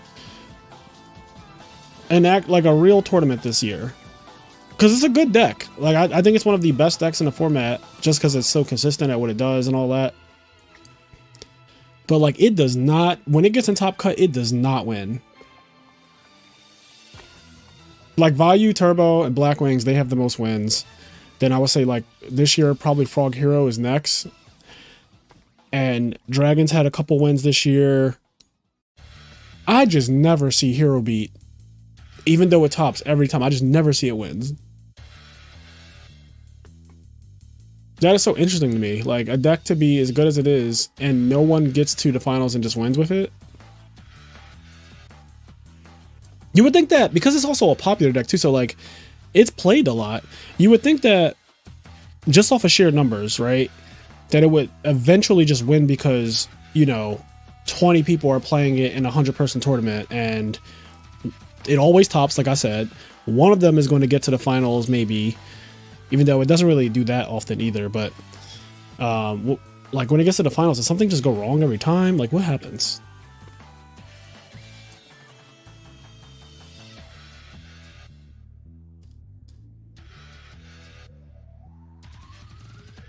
Watch I say that, and then fucking Herob is gonna win like one of the world tournament thingies or whatever.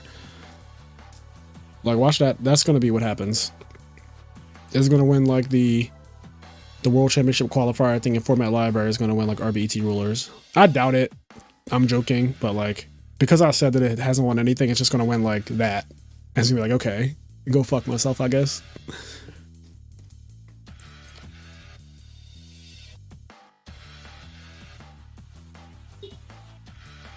Diva Hero actually has won a couple of events though. Like that guy Oscar has won a couple of events. I know that like in Europe it won the Ultimate Time Wizard tournament. Diva Hero. So Diva Hero does actually get some wins. Diva Hero beat on the other hand, nothing.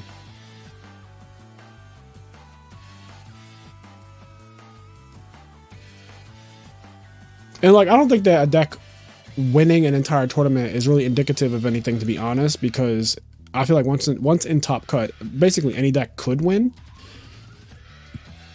But some decks are clearly better than others. Like I think Vayu Turbo this year is by far like the most winning deck. It has the most wins this year at events that matter.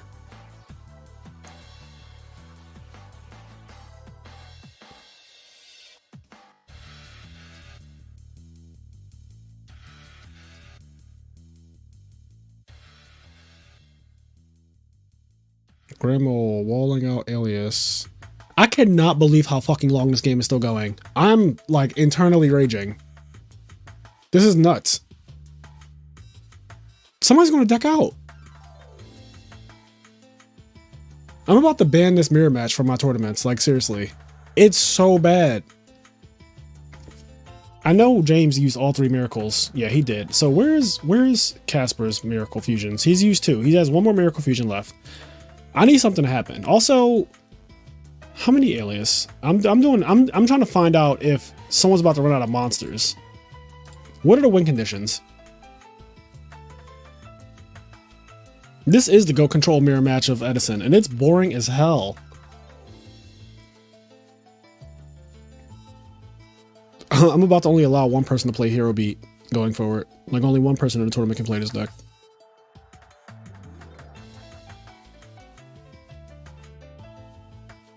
Because this is crazy. And they're not even... The thing is, these players, they're not playing slow. Like, they're actually just, like, taking a regular amount of time. Like, I don't see anybody in the chat, like, rushing them or anything like that. You know what I mean? Like, they're being very respectful and everything to each other, which I appreciate, because these tournaments are supposed to be very chill. But, like, how do we decide a winner? Okay, here's a...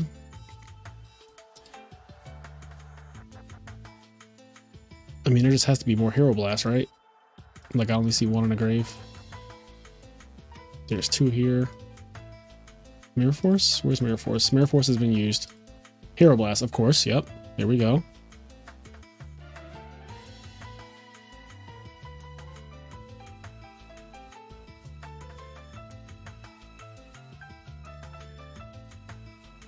Oh, Gingerilla, that's actually a pretty cool idea. Rivalry of the Warlords locals. 8 random decks of the same tier randomly assigned. Konami does do that. They give people random ass decks and they tell them to go play.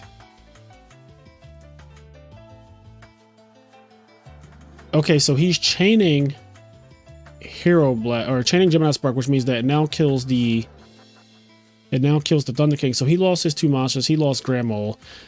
I wonder how many monsters James has left in his deck, because that should be all 3 alias. I believe 1 is banished, right? So, yeah, 1 alias is banished. And there are 2 engraved. So there are no more aliases. And he just tried to bottomless that alias. Where's his Miracle Fusion at? You have 1 more Miracle Fusion left. And how many aliases? So I see 1 here and 1 here. So he has another alias. Casper has another alias, it looks like, unless I'm tripping. Heavy Storm. No way that goes through. Yo, he put the fucking Stardust on the field first. Or not. Or just not. Okay, well, I'm actually shocked that he scooped without even seeing a monster. Like, does he know that he has a monster? Because honestly, okay. Oh, well, there's Thunder King. There we go. And Honest. Okay, I think he knew he had Honest. Oh my god. All right, these two need to report. That was a lot. That was a lot of dueling. That was too much dueling for me. I do not like playing long games. I'm so old now. Like, I just want to get shit over with. Like, give me a Dragon Turbo mirror match before you give me a fucking Diva Hero Beat mirror match. Okay. So, next up, we have... I need them to report. I think that's what we're waiting on. Okay, here we go. Here we go. We got Bad Robot versus Big James. This is actually a team versus team match. So these two guys are teammates.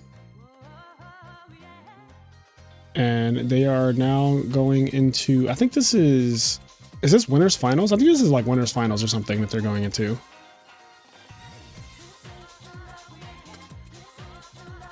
Okay, they're starting too. Nice. At least this will not take forever because the matchup is not Hero Beat versus Hero Beat. So I expect this to be a little bit quicker, hopefully.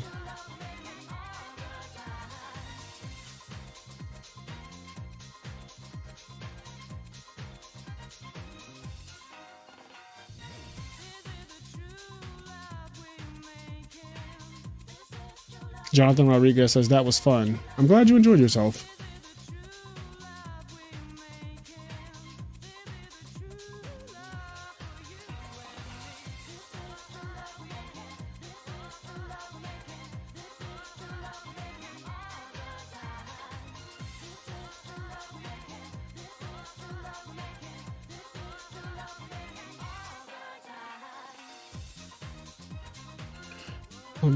Let me just check.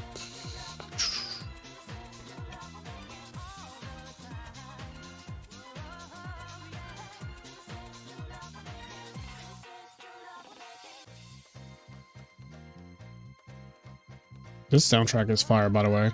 Like, I'm actually listening to it.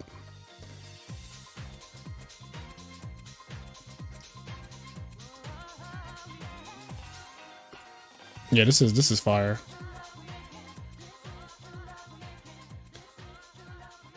Oh, what the hell? Casper just lost. He just reported his loss to Enraged. So now, okay, Gingerilla versus Peacock is happening as well. So I think there are only 4 people left in the tournament now.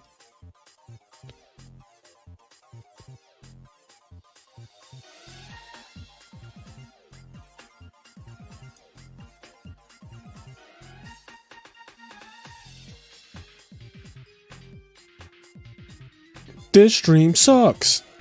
That's how I feel, Greg.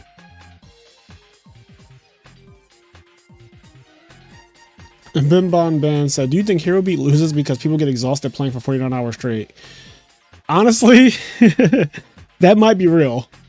I didn't know until tonight how boring it was because I'm not used to seeing it so often, but like that actually might be real.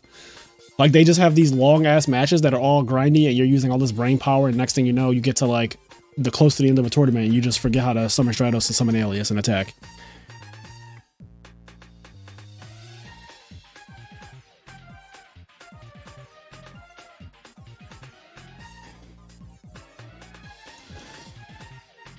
See, look at this. Already, we're off to a quick start. Like, we got the oppression and shit. Why is there a Debris Dragon banished? I'm not sure what's going on. What happened in this game? Did this... Why is Debris Dragon banished? Oh, DD Worley, I see it now. I was like, what is happening?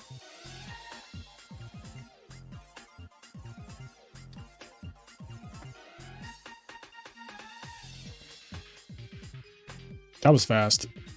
That was really... He cooked. See, that's what I mean. Like, it needs to be like this. No more Diva Hero Beat mirror matches. No more.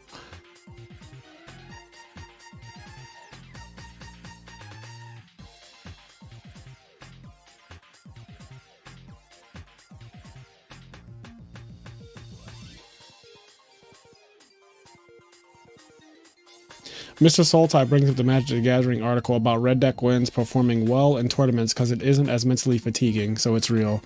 So for people who don't play Magic, red deck wins, RDW, is just like a very fast burn beatdown deck in Magic. It's very like brain dead for the most part. Obviously at a high level you can make anything decent, but the idea is that it doesn't require the same amount of thought processes that you go through playing something like blue-white, which is a control deck that draws a bunch of cards and stalls the game out for a long ass time, and you have to make all these correct plays for it to do well. Red deck wins is like, I'm just summoning aliases and attacking, and I'm just using burn damage to win the game, and it does it very fast.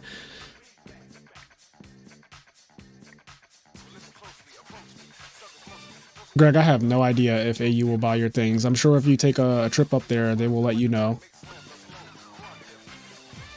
Hero Frog also is kind of grindy, right? No. Ben Bon Ben, when I play with Hero Frogs, especially in person, now online is different, but in person, the matches, your opponent is trying to not lose the entire game, is how I feel when I'm playing that deck. Like, it doesn't feel like it's grindy, it feels like I'm waiting to win. And a lot of my wins are very quick. Like at Richmond, YCS Richmond, the first 4 rounds, I 2-0'd every opponent, so I was 8-0. Like I hadn't lost a game for 8 straight games. And I was done so early that I was able to walk around and just see like whatever people were playing, like what's going on, talk to people. I went to the bathroom, I went and got a snack. Like, it does not take long to just destroy people with that deck. I would say the same is true with Blackwings. Because I'm not setting any monsters really, so all my shit goes face up.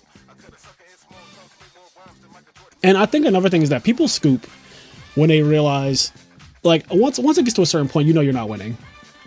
Like, you just know, you're like, okay, I have 3 cards, he has 6, and he has a Treeborn Frog coming back, so I'm technically down 4 cards. I'm not winning. Like, I'm just not winning this game. Let's go next.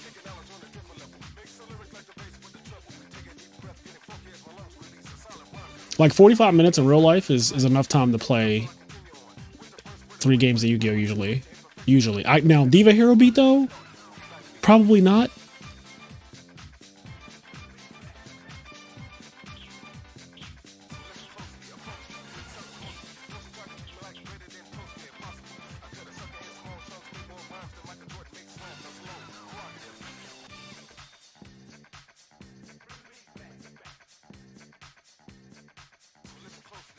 Daniel says, what's your completely biased top 5 decks?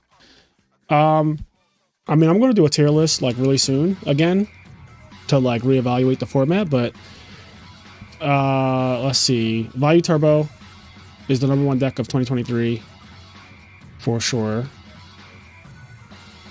Value Turbo, Blackwings, of course, Diva Hero beat, Hero Frogs, and what would be the 5th deck?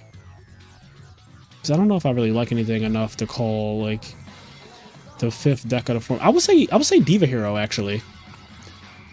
Oh, it's funny. I just named all the Value Sirocco and Miracle Fusion decks, didn't I? Well, there's your answer. The decks that play Value Sirocco and the decks that play Miracle Fusion are the top 5. Go figure, right?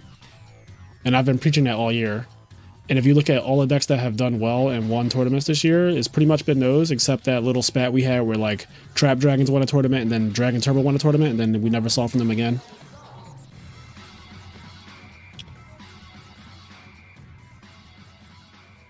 Jose says, did you keep cards and stuff from back in the day? I did. I have a lot of cards from back in the day.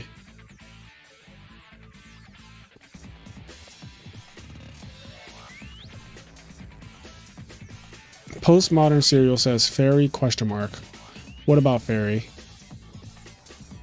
I think people just need to be more comfortable asking their opponents politely to play fast in real life. Yes.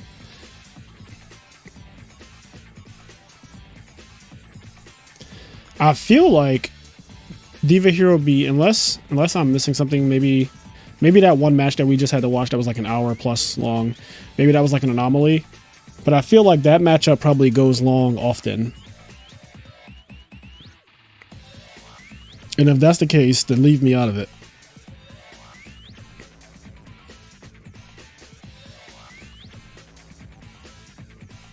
Leave me out of it.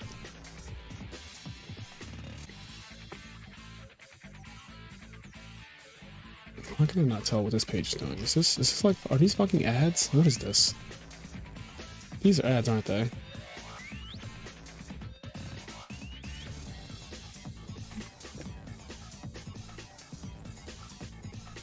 No, I didn't want to do that. Damn it.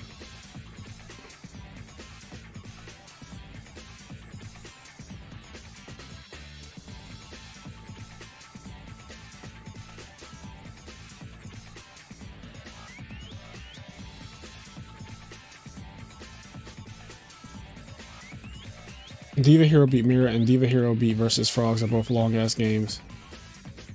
Yeah, honestly, Diva Hero beat versus Frogs can get pretty long because the frog player is definitely going to dupe block you at some point. And then you have to like out that shit.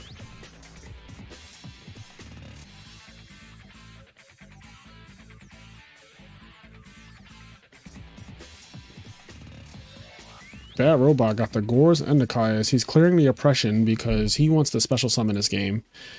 He has a lot of special summon quality in his graveyard too. Plague Spreader, yep. Water and Heroes are there. Everything is there. It's like Smash Bros. Everyone's here. Oh, and Torrential's gone. So you already know. You already know!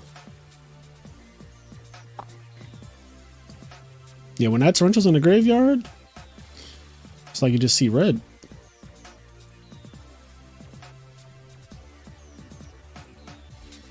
Absolute fucking zero. Is there an honest? Nope. Both just die. Okay, this board is going to be really hard to come back from unless he has his own Miracle Fusion. If he has his own Miracle Fusion, and it's actually crazy that all of this goes away from for just one card, guys. Miracle Fusion is fucking insane. All of this gets Rageki'd if one Miracle Fusion gets activated. And he hasn't played a single one yet. And there it is. Rageki. Rageki that has legs, and it's at 3. A huge oversight. Konami had no idea. This card is cracked.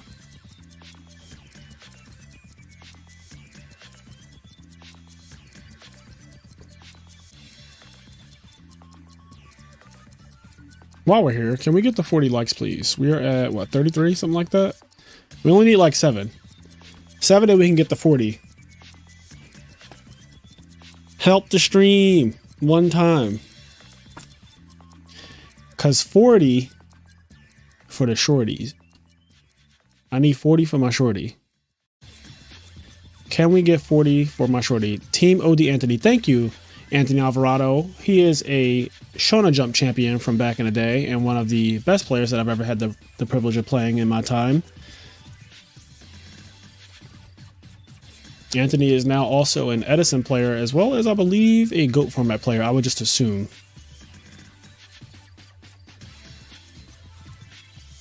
How you been, Anthony? I hope life has been treating you well this year. Return from different dimension. Damn. This is a lot of stuff. This is a huge return. Is crazy. Just by the fucking way. Chilling life as well. That's good to hear. I'm always happy. Well, this is my song. I'm about to turn the music up a little bit on y'all. I hope y'all don't mind. But this is my song. Ready?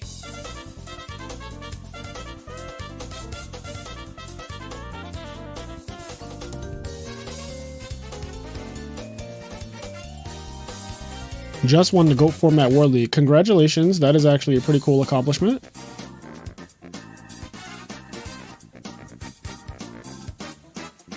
Adam said, imagine if you transported a Hero Frog player back to SJC Edison, you'd just be feasting on those Doom Calibers.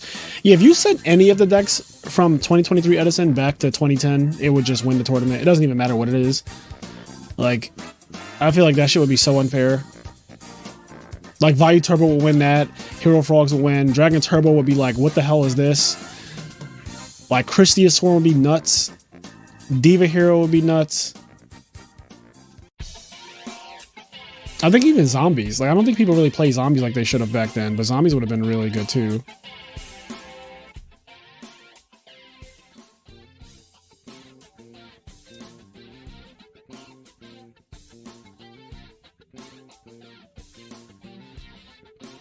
Oh, damn. We got the 40 likes. Thank you guys so much. I just noticed. Yo, this turn was crazy, though, with this return. Look at how many cards he has. This is not fair. The only thing that can really save... Okay, well, never mind. Let me shut my black ass up. Bruh. Damn, he didn't even have the honest.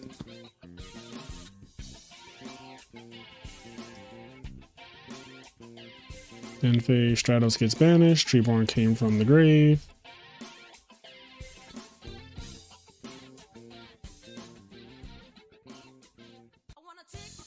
Quest, no.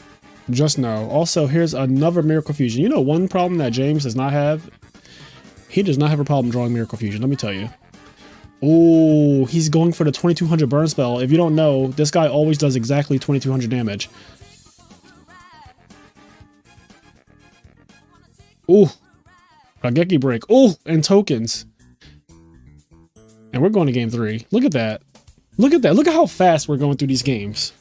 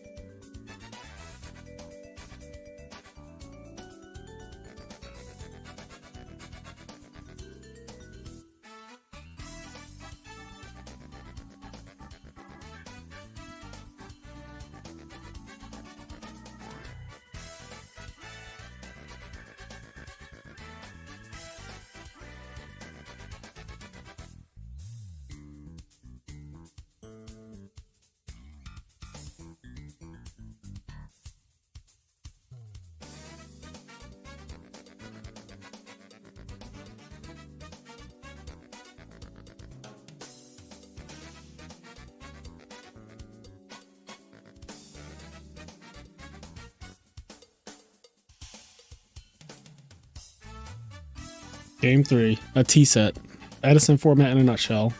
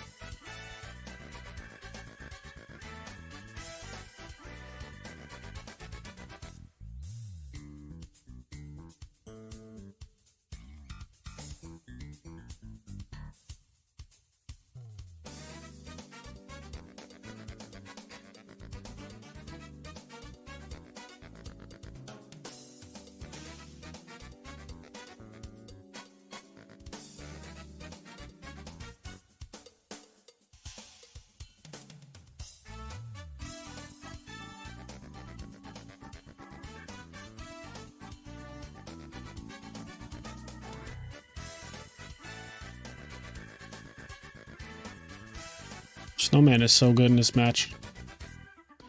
Snowman is so good. So, what do we have? 8 cards to 7? Okay, he says, fuck it, I'm going to Heavy Storm now. I tried to get a Pro Heavy off, but James didn't commit any more cards, so gotta take what you can get. Now, I'm assuming that if he Heavy Storm, there's something coming, because just Heavy Storming for the sake of Heavy Storming doesn't make much sense, right? So where is this going?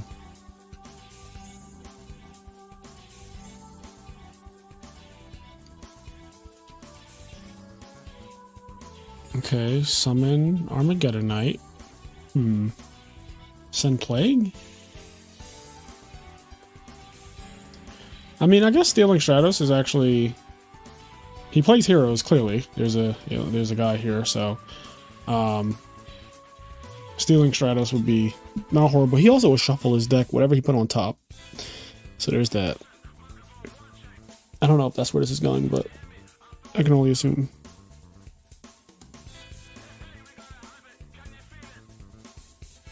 I mean, it's just Goyo, right? Unless... Oh, well, he's thinking. Okay.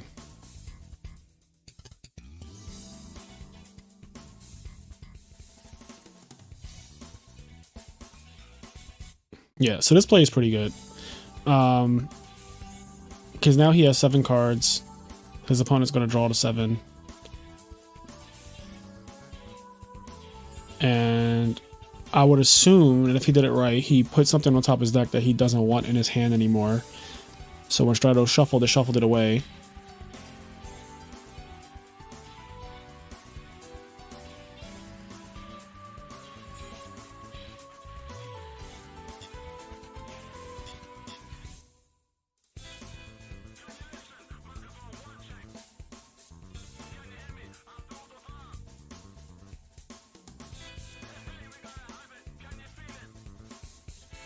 ED War Lady, okay.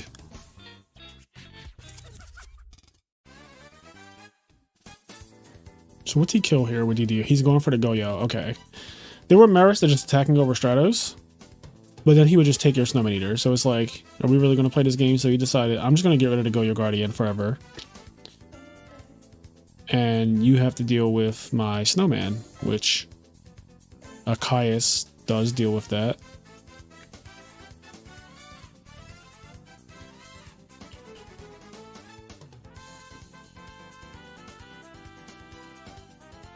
Summon Treeworm Frog. Activate Miracle Fusion. Oh, wow. Oh, okay. Yep. He banished his opponent Stratos because now his opponent doesn't have a hero monster, in grave at least.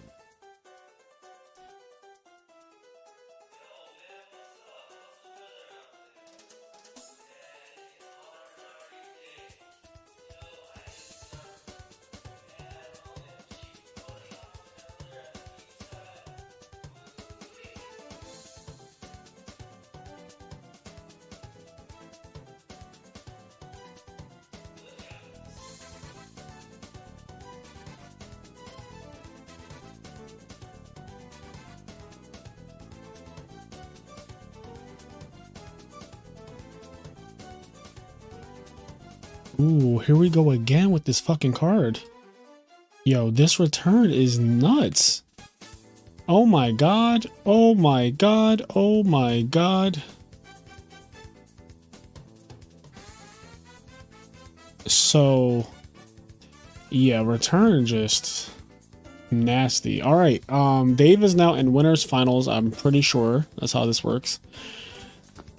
And so let me see who's, because we still have one more match happening in losers semis, which is Gingerilla and a Rage Peacock. Yep, these two are playing in losers semis right now. And they're in game 3. See, look at that.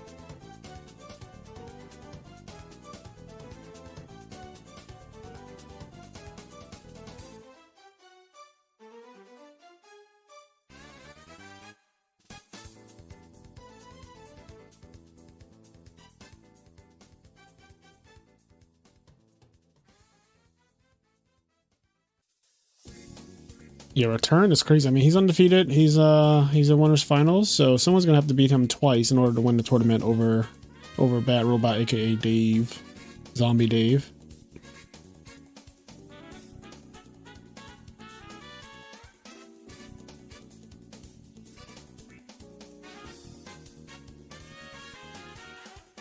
Hit him with the GG baby. Oh god.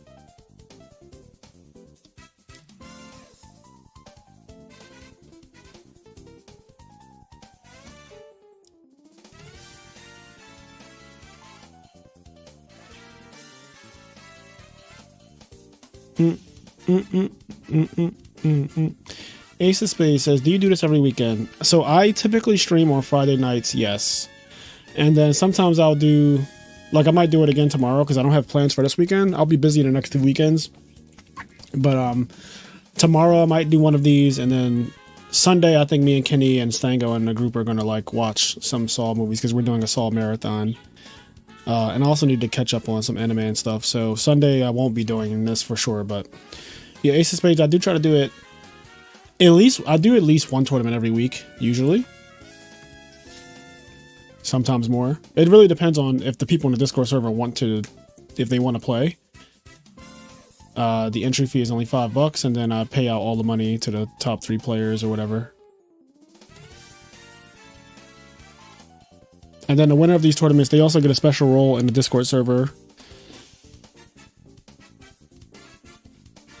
The tournament winner role, which I think, if I pull this up,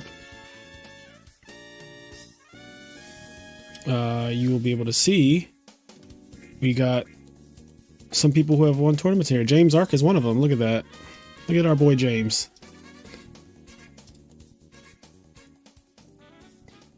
But yeah, it looks like tonight, Bad Robot, aka Dave, is about to get that tournament winner role.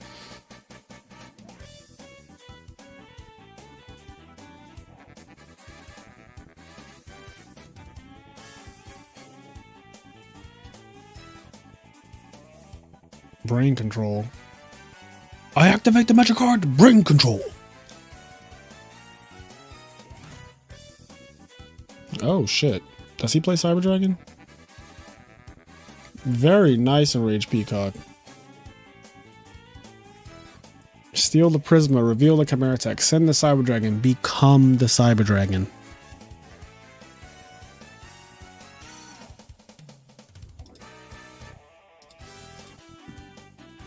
Be the cheeseburger.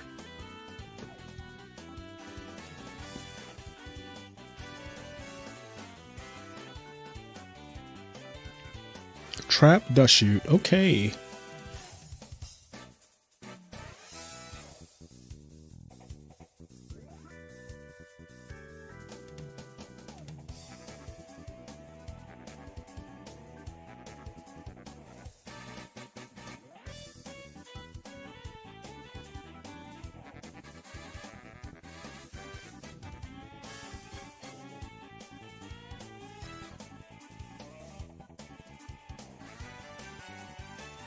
What a game.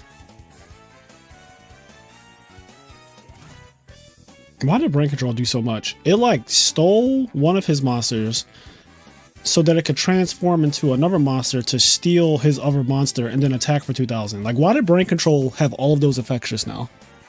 Can we talk?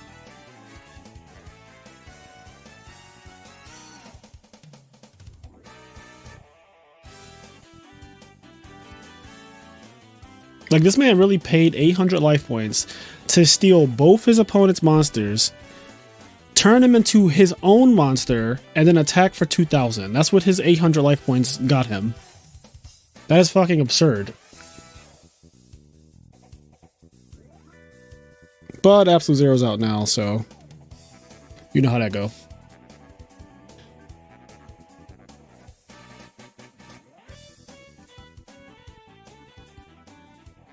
You know how that go.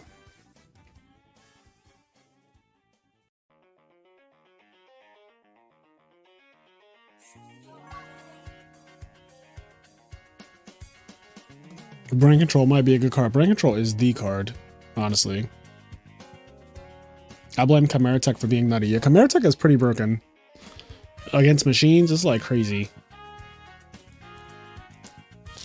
It like single-handedly keeps me from wanting to really play machines seriously. Like, I do like the Machina Control deck, but every time I think about somebody summoning Cyber Dragon on me, I get really mad. And just like that, Gingerilla is now moving on to Losers Finals, which he will be playing against Big James, I'm pretty sure. Yeah, Big James versus Big James versus Gingerilla will be next. That's Losers Finals, and the winner of that match has to play against Dave for Grand Finals. That's that will be the end. Let's see if anybody interesting is playing while we wait for them to get started. Ooh, the Ice Queen. Wait. Was that Carl Waite? Oh man, I gotta get Carl Waite. Hold on.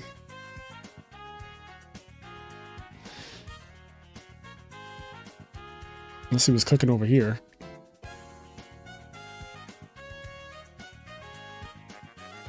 Let's see what's being chefed up over here. Look at those sleeves. Ooh. Ooh.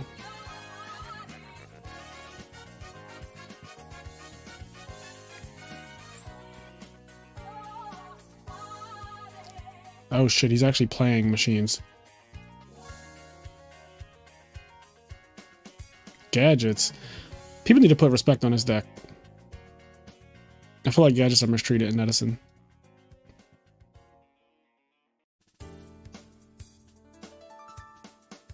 Did they report you? Let me check the server real quick. Give me like 2 seconds. Alright, I think I have to dip. I think they're playing. Big. Or not. Alright.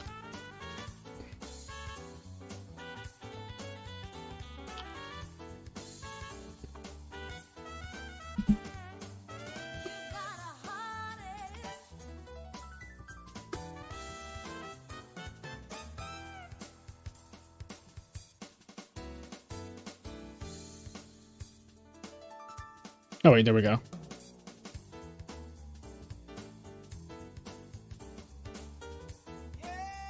All right, here we go. Losers finals. Losers finals. Let me actually change the thing. I don't really have to. Fuck it. Let me just stay like that.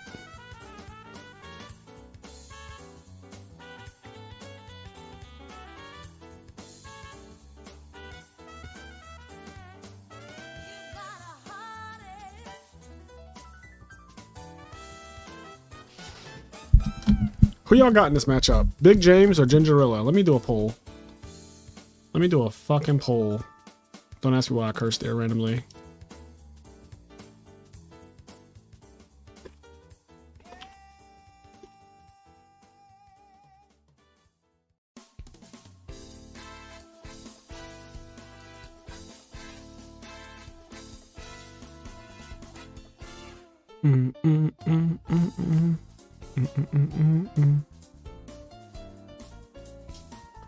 I just put up a poll in the chat. Please answer who you think is going to come out on top.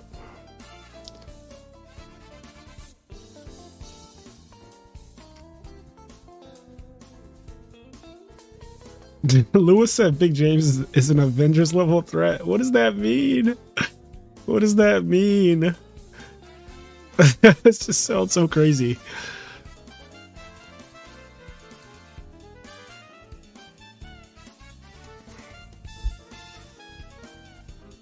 Yeah, Elusive, I'm not sure why Chimera Tech does what it does, but it's a very unique mechanic in Yu-Gi-Oh! And it's so iconic too. It's like, I just like the different things that Yu-Gi-Oh! Cards do, like Glad Beast and the machine contact thing, like just, they don't need polymerization. I just think that's such a cool little concept.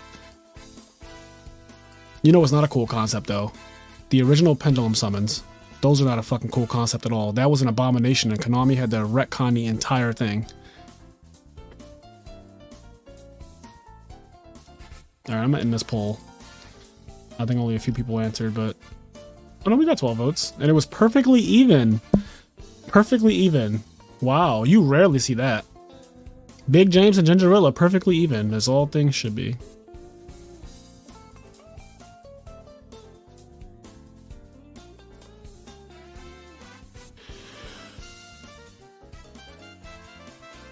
Looks at you and Pepe Bosch. Yeah, don't look at me. Don't look at me. You keep your judgmental eyes away from me.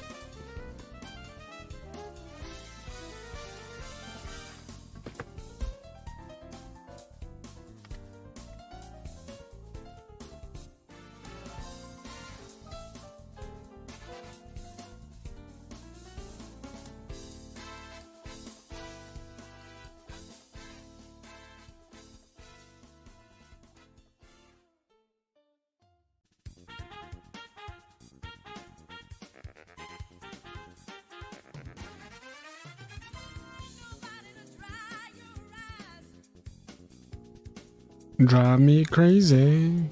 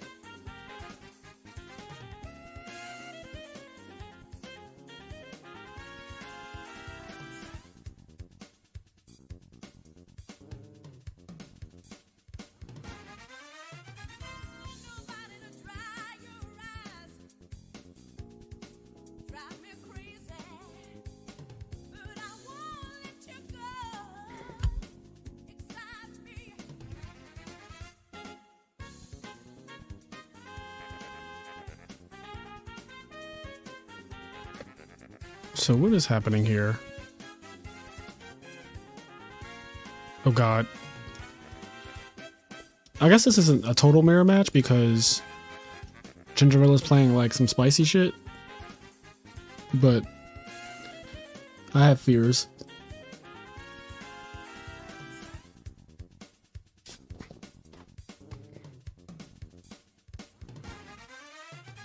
That's a lot of back row.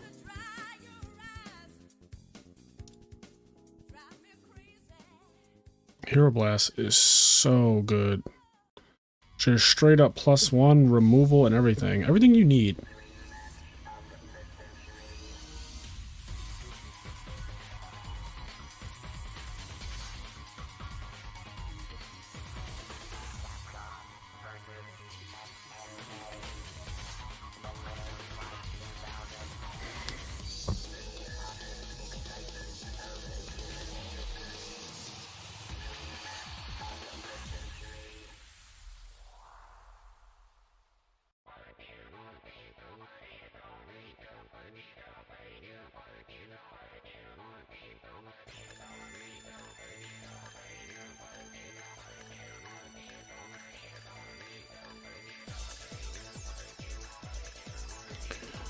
Oh man.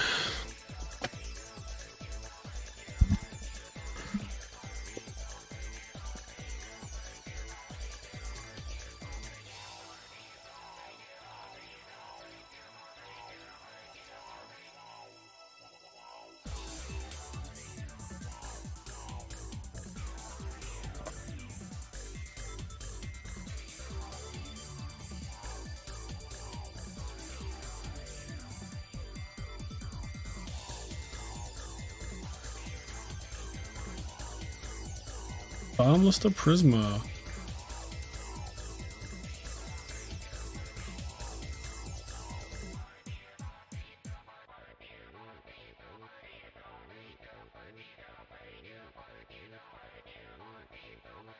Someone needs to make Edison Plus.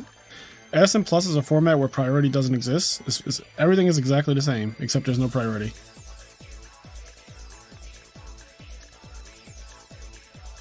I wonder how much that would change the format.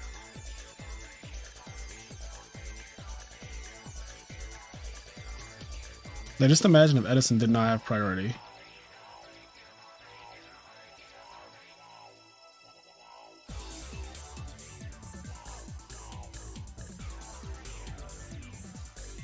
Lightsworn unplayable. I don't know why that's so funny to me. It just immediately Lightsworn unplayable. No priority, Lightsworn just getting fucked on. Summon JD bottomless. Keep falling, bitch. You know what becomes a god card if we take away priority? Fucking Book of Moon becomes outrageous. Summon substitute. Book that shit. Fuck that card. Oh man, it would be so different. Yeah, bottomless Shrapple and Book of Moon just become ridiculous. At the same time though, Edison does have a lot of cards that activate on summon, like Stratos, Caius, and all that stuff. But then things like Dark Armed and JD, they get nerfed pretty hard, and I think they deserve it too. By the way, like JD being able to go priority pay 1,000 is like What the fuck? James said, I heard you love Book of Moon. You know, I do not like Book of Moon actually, but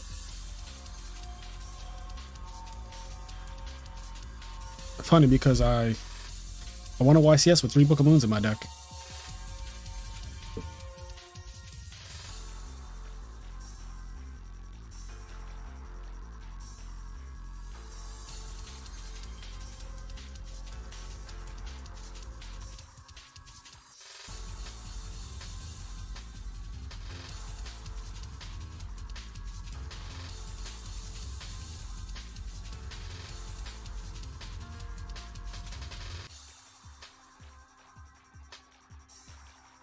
All right, here we go. Game 2. Big James is up a game.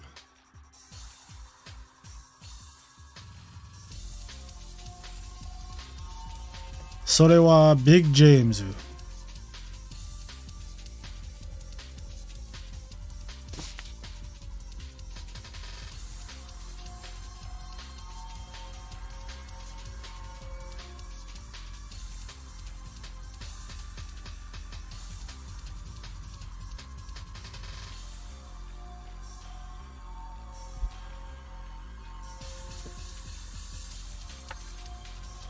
I heard Big James is big. Big James is big. Big personality.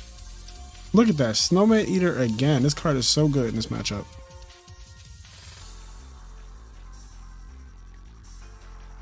It's a water. Got a big booty. It kills things. It's basically like most of your ex-girlfriends. Make me sweat. Make me harder. Make me lose my breath. Make me water. Your ex-girlfriend is no different than Snowman Eater. A big butt, it kills things, and is water. Make me sweat. Make me harder. Make me lose my breath. Make me water.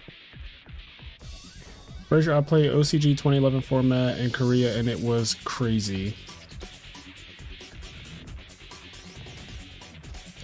They got Shooting Quasar, Junk, Doppel, no Maxi. Oh, that is wild. We never got to really do the most with Doppel. Doppel Warrior, Doppelganger.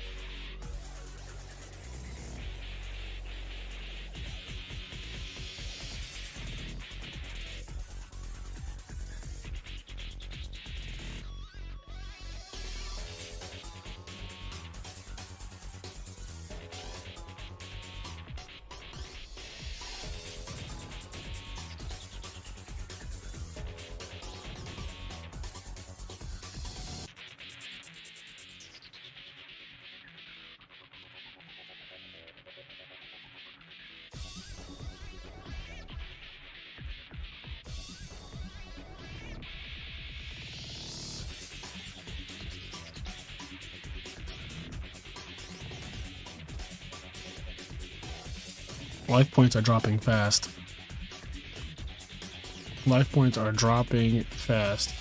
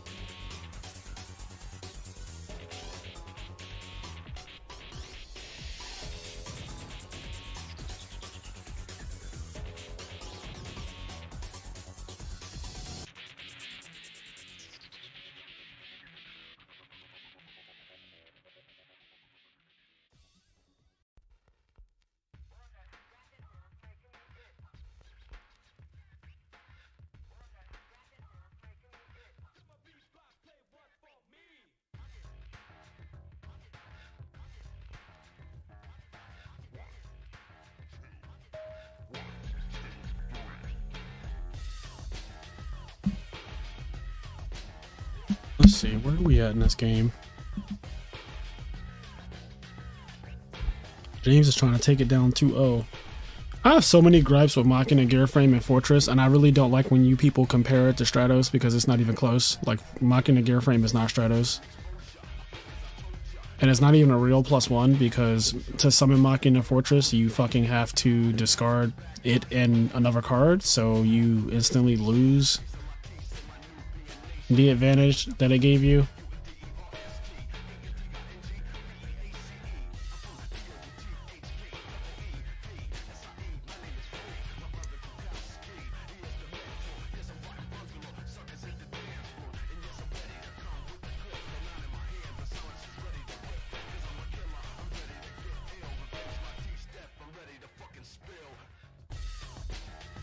Like, it's a reason Gearframe's at 3 and Stratos is not.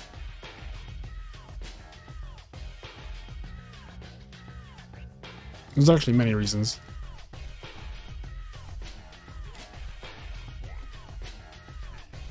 The reasons that we're here.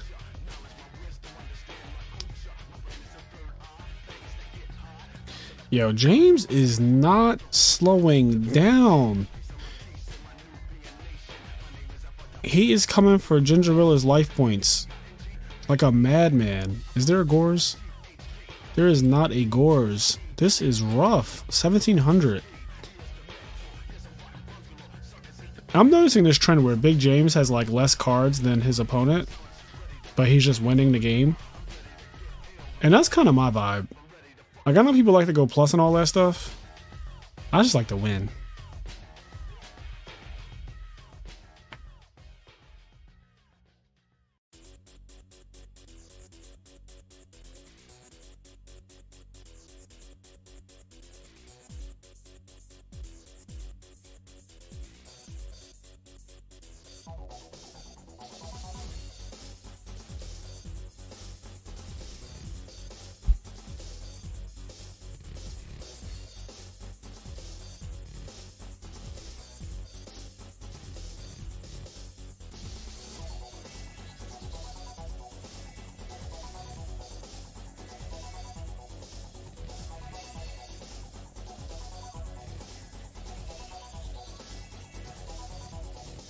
Miracle Fusion. This helps a lot.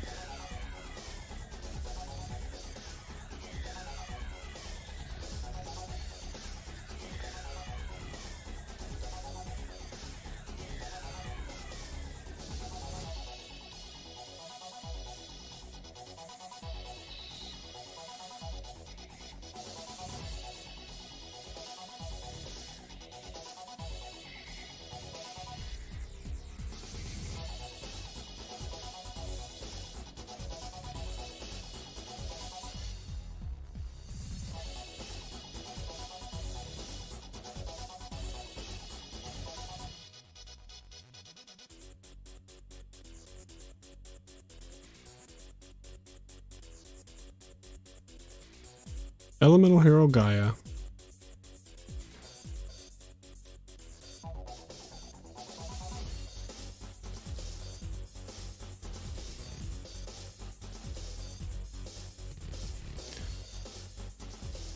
Gaia is a 2200 burn spell.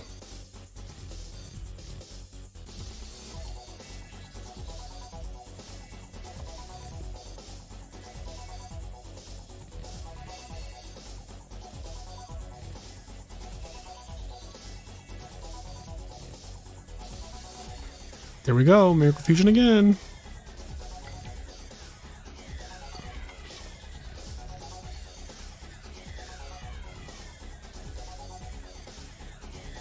Bottomless Trap Hole. I trade my 1 card for your 2. Absolute Zero is nutty.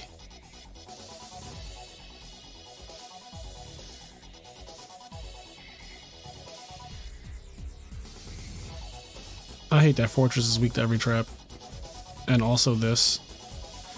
Like, that's such a good trade because he doesn't even have a hand, so Snowman Eater doesn't even cause problems.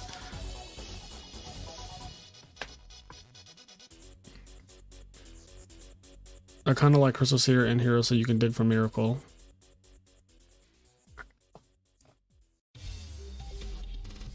I haven't played with the deck yet. I need to do like a YouTube video with it. Maybe I'll do that tomorrow. Maybe I'll go on Edison Rated and play like a couple games or something.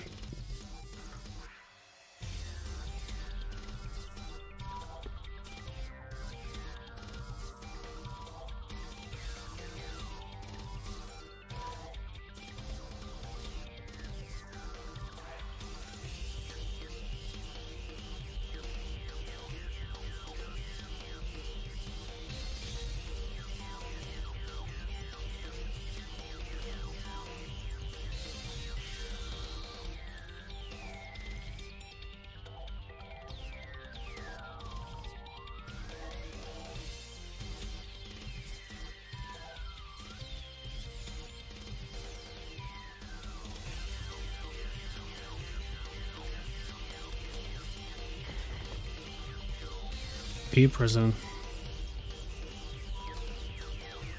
The most played card in the format, Dimensional Prison.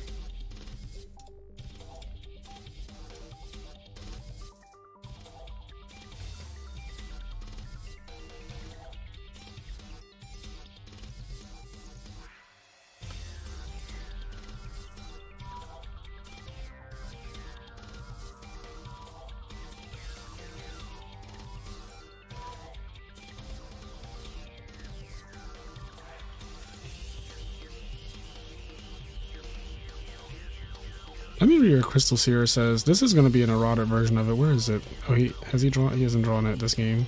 Oh wait, no, he has. Excavate the top 2 cards of your deck. Now, I did not say this when it came out, of course, because excavate wasn't a word, but excavate the top 2 cards of your deck, then add one of them to your hand and place the other on the bottom.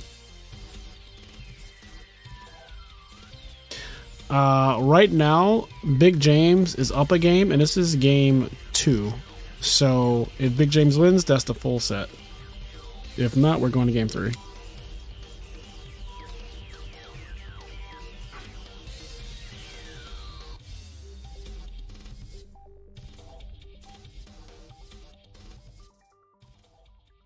They're fighting very hard right now. This is losers finals too.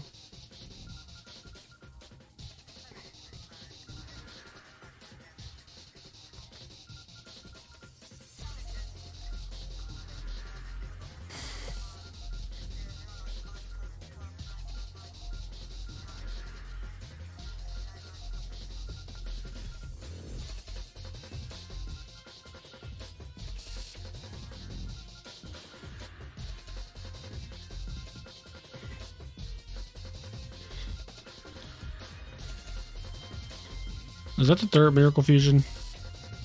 James does not fuck around when it comes to drawing Miracle Fusion, okay?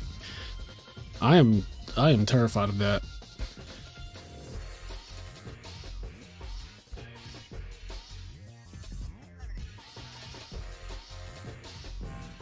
GG's, I goofed.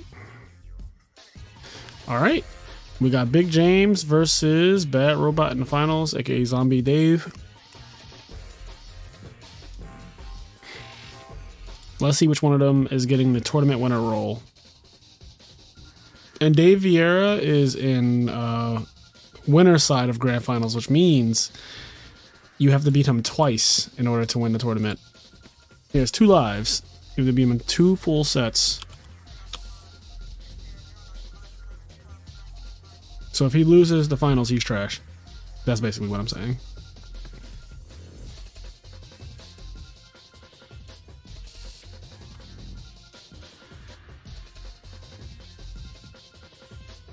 Whoa.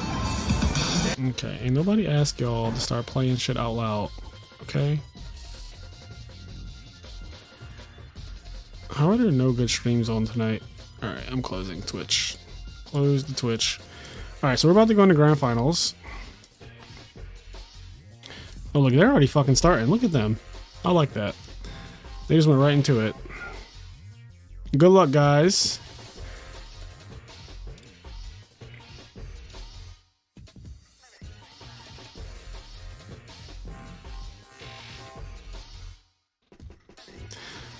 It couldn't have been a Hero Beat mirror in the finals because Bad Robot is not playing Hero Beat.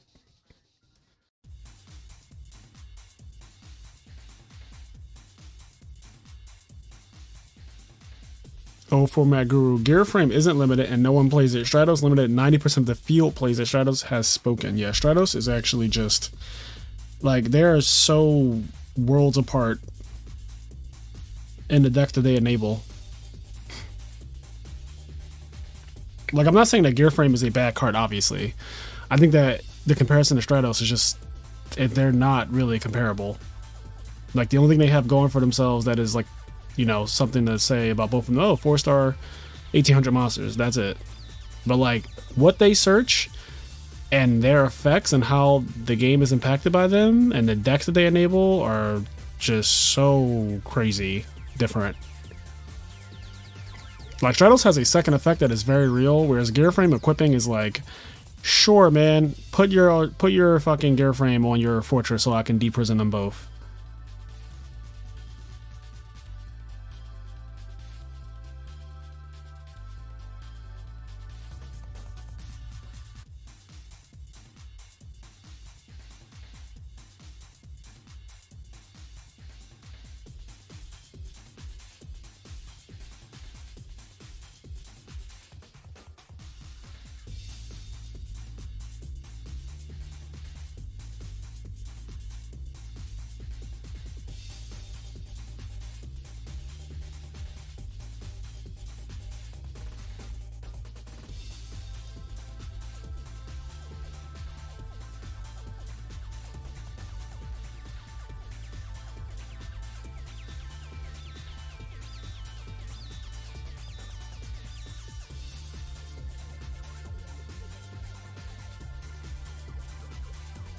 Summon cat. Is cat good?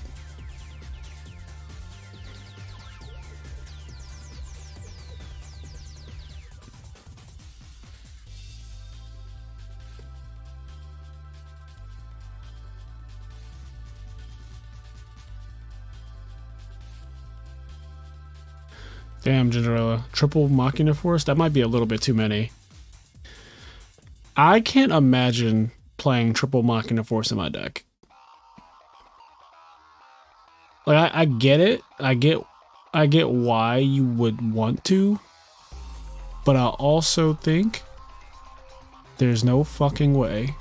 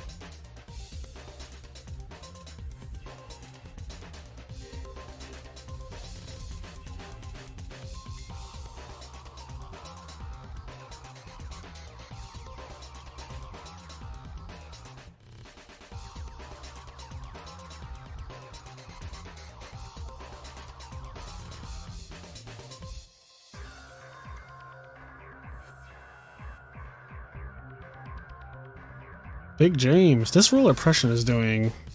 It's doing a lot.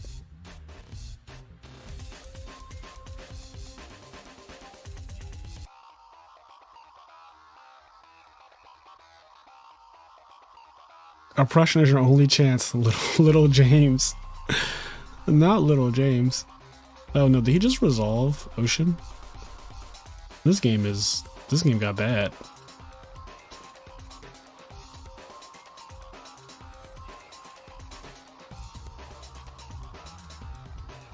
Two tokens.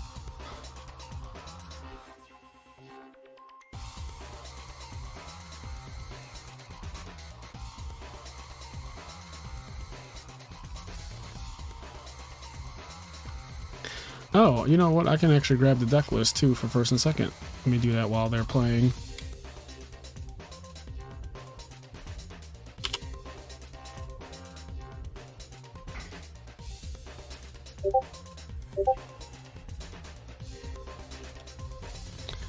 Let's see. I want to see what these guys are. What the hell? Oh, look at that.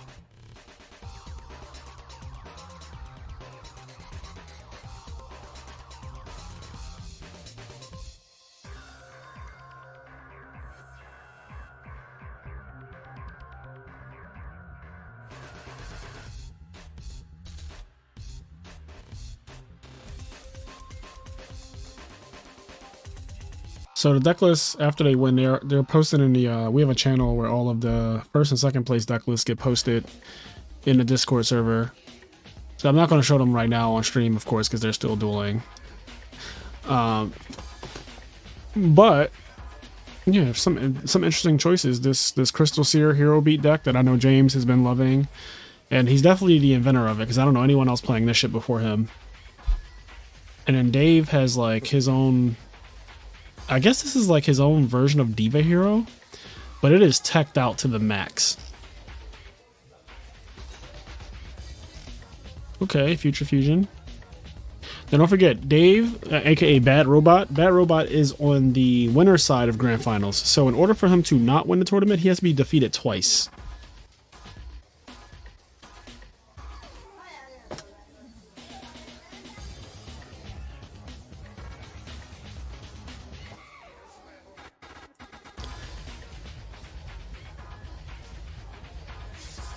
Where's Kenny to talk shit about Crystal Seer other than when I'm playing it? That's Stengo that I think you're talking about, Gingerilla. Stengo is the one who hates Crystal Seer.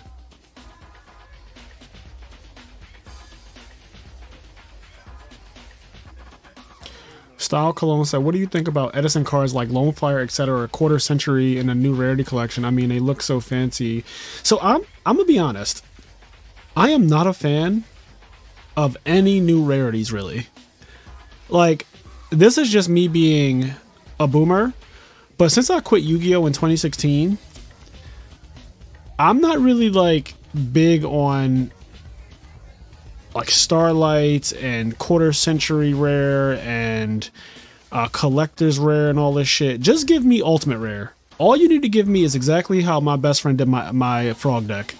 Give me everything in ultimate and I'm fine. I do not really care for whatever these new rarities are. It's just not, it's not for me. It's just not for me. My favorite rarities are ultimate rare and super rare, and that's it. Everything else is inferior to those two.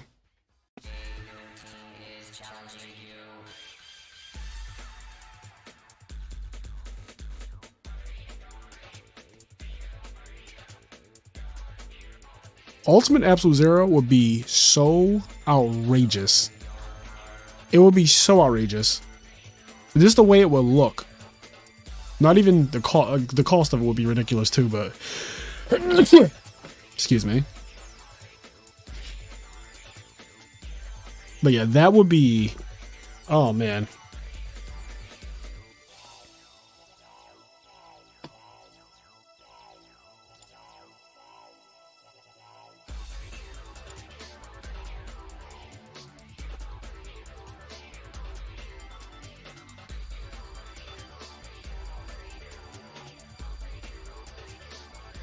I have Korean Secret Absolute Zero and they crazy. Damn, I've never seen that.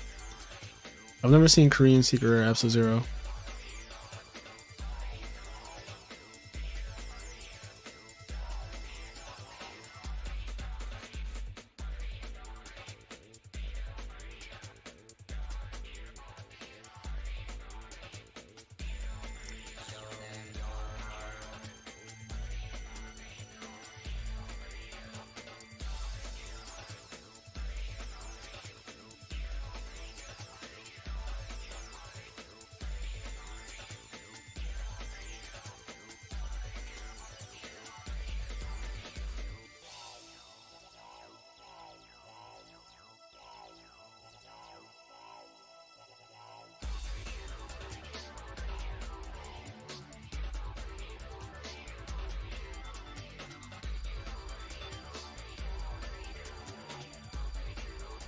I think we've seen this before. We've seen this exact thing before, except, you know, now it's getting torrentialed.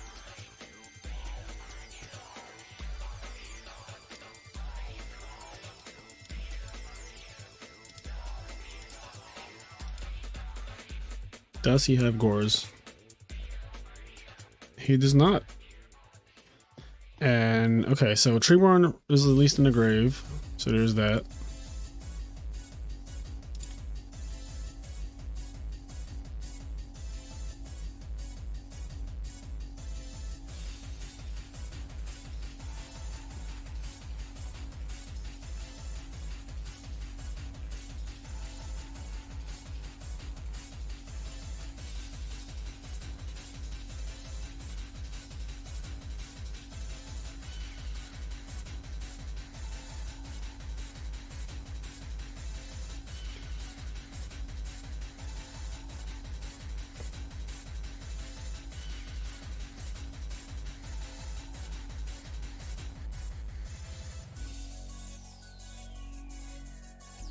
The honest shuffle.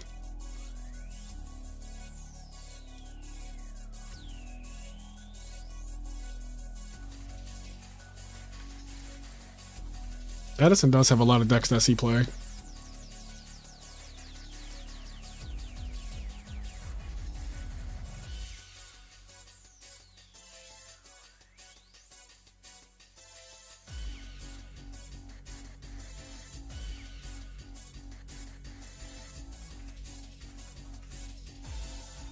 Damn, Solemn the Dark Armed. That's rough.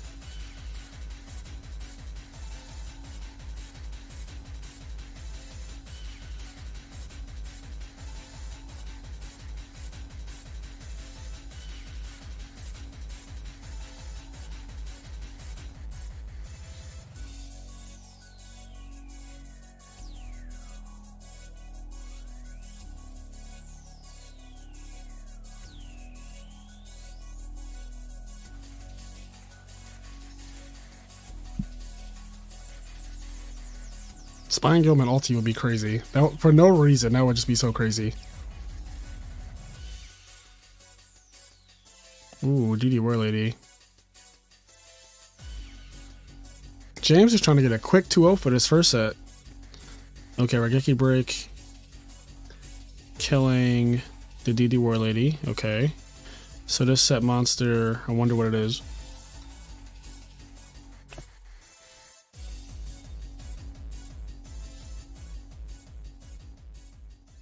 He's like, I'm not attacking that. I'm not touching that damn thing. Draw pass.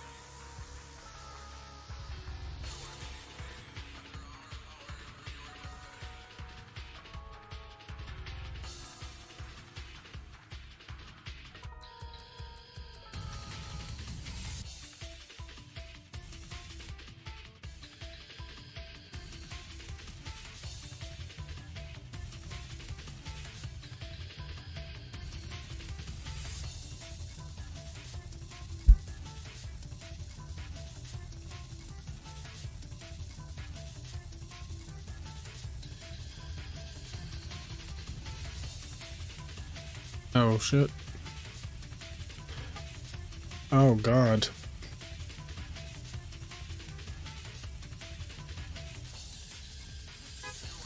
So he opted to not give him a draw. I don't know. I might have been willing to attack it with Alias and just set my Gemini Spark.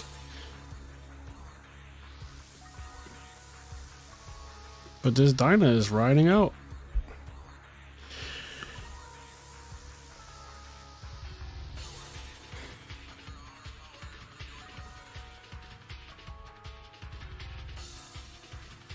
Are we going to the next set?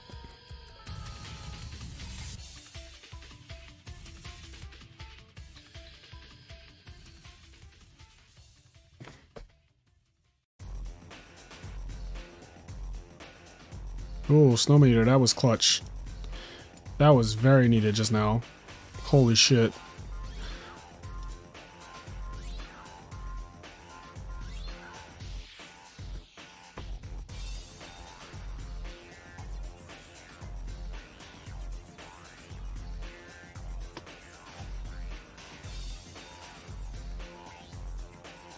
Haven't seen Heavy Storm.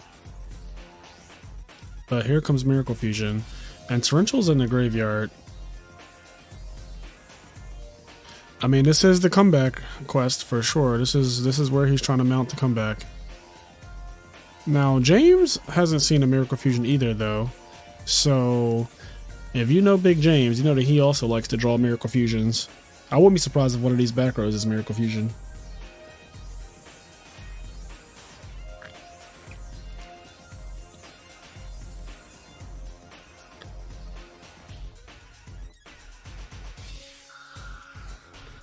Okay, that was a really good Snowman. Snowmander has been so good in this matchup.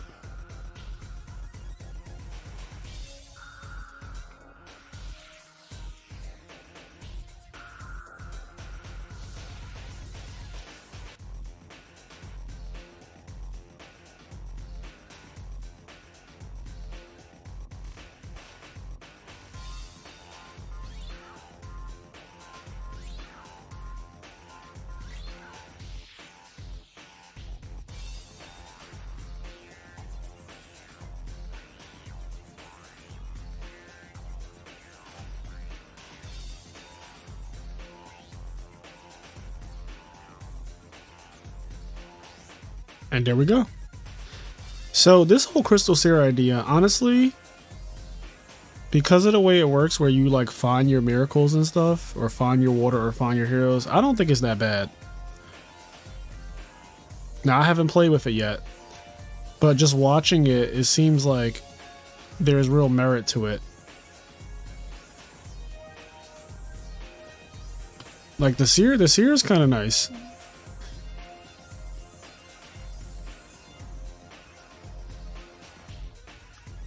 Oh shit. He's going for game. Alright, that is the first part of the bracket. So now they do a reset and they have to play a second set because Bad Robot was in winner's side. Oh, what the hell did I do? Okay, hold on. I like full screen my thing. How do I change this? I don't want to see the bracket like this. I want to see what is going on. Anyway, yeah. So Cincy James won that one. And now we're going to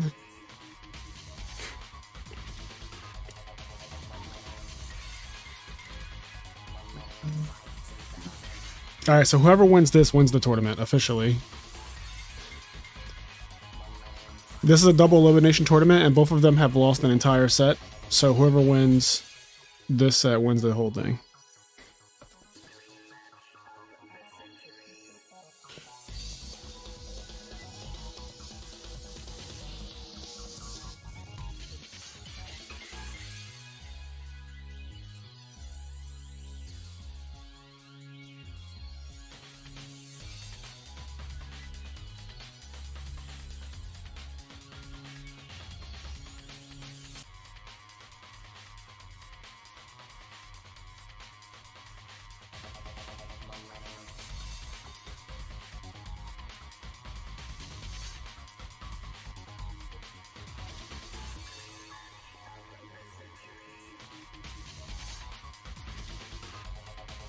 Mind control. Oh, a snow meteor. Flip it. Pop it. So this game got simplified very quickly.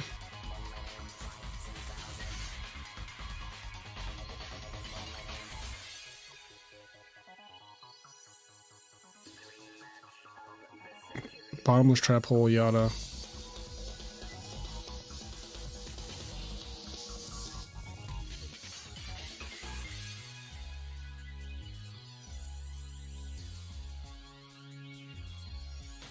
Ooh, Miracle Fusion. And he has a 0 coming out next turn too? Damn, Big James about to reverse this whole shit.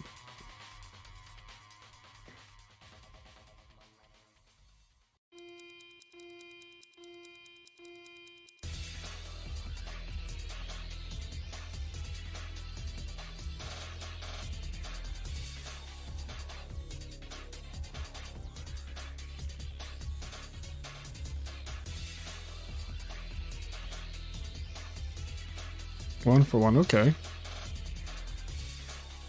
So they both death-booted each other, right? I'm not crazy? Yeah, they both did.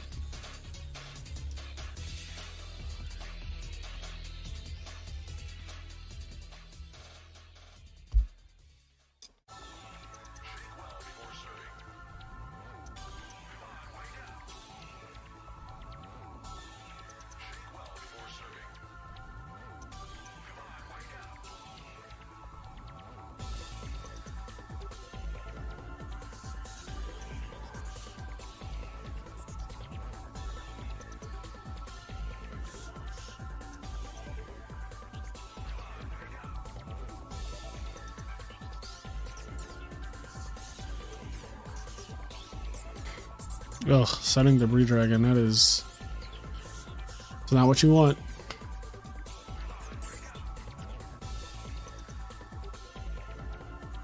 Okay, here's a Gale. Hero Blast would be too much. Oh no, he doesn't have any things engraved. That's good at least. Okay, so trading Gale for the 0 is pretty good. That's what he needed. Something like that, where he doesn't lose too much. But unfortunately, Big James still has Water and Hero Engrave. So any more Miracle Fusions... Now I'm seeing why he draws them so much. He fucking plays Legacies and Seers.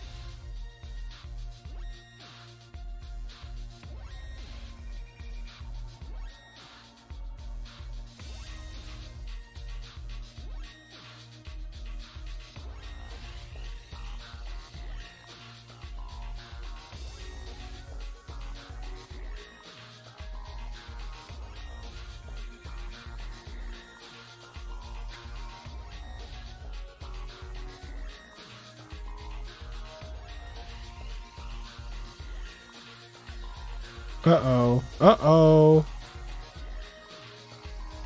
He tried to do the return. He's been, return has been doing the most. But not this time.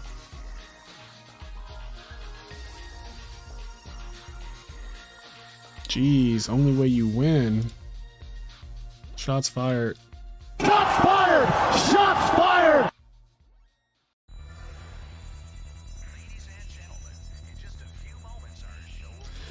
So, Bad Robot is basically playing Diva Hero. I know it doesn't look like it, but that's because it's teched out. But it is Diva and Heroes, but it also is like a bunch of other shit going on.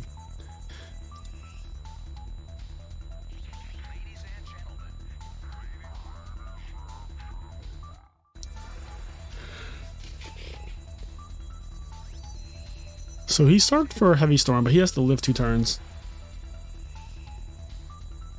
Which honestly, now that Oppression is face up, that might not be the hardest thing.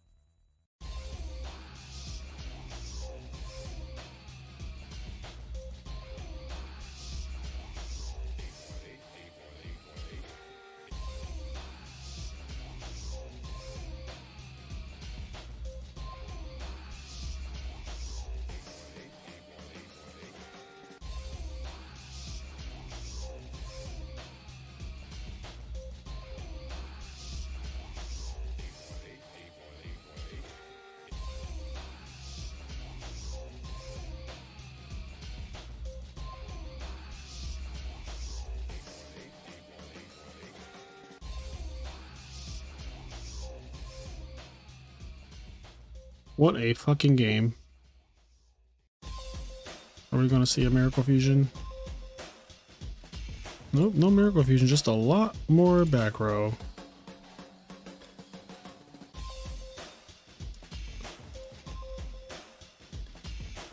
It's crazy how this game turned around. Wow, it really turned around.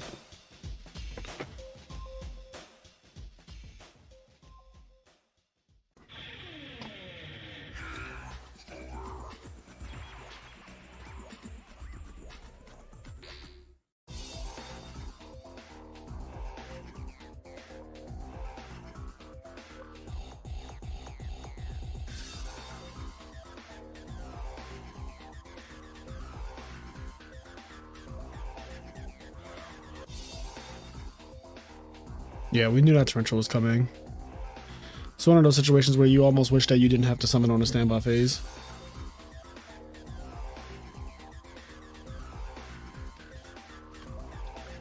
Like right there, you'd be like, I don't want my my 0 or whatever he got.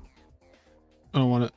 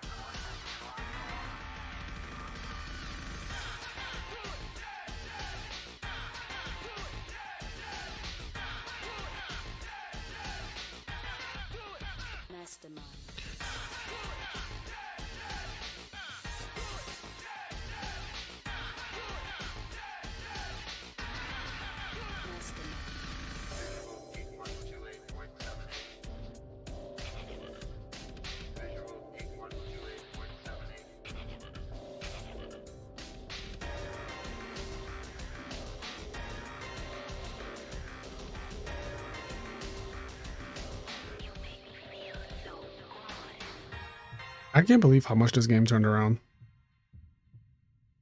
Like, it is actually crazy.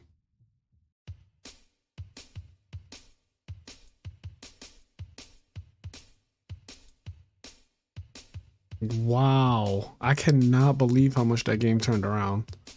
That is insane. That is insane. All right, Dave is officially 1 game away from winning the tournament. Bad Robot.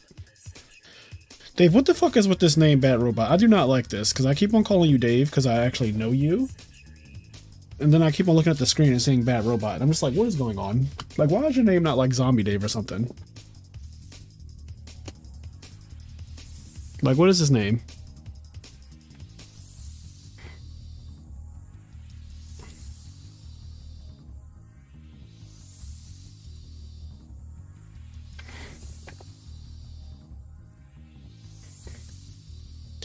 Also, congrats on your 8th baby. I heard that you have your 8th little one on the way, so congrats on that. Happy for you.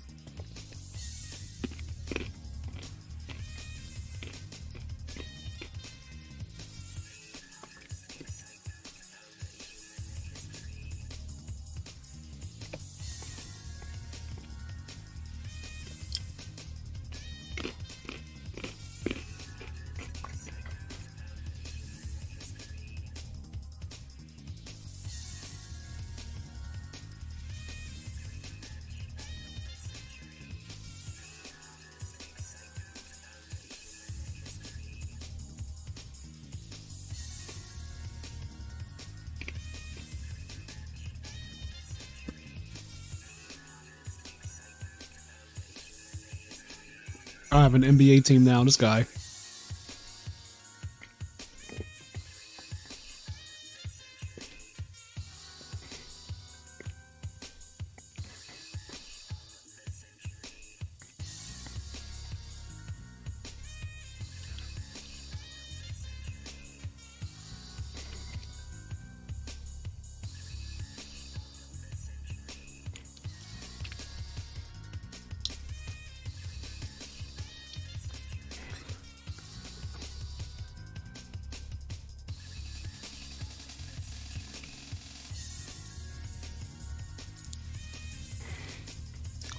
Perfect circle in the finals. Does Bad Robot win it all, or King James force game 3 time in the duel?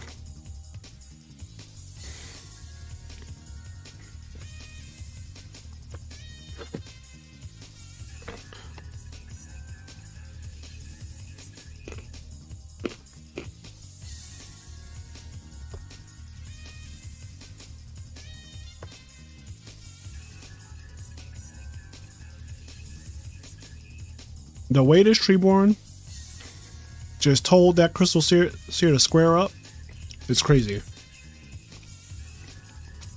Treeborn said, bitch, put up your hands. I want to fight.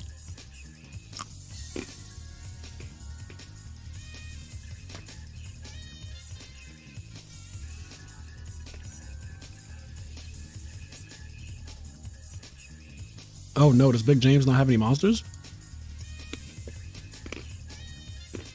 What could he possibly have? Oh, you know what? He probably has like triple Miracle Fusion.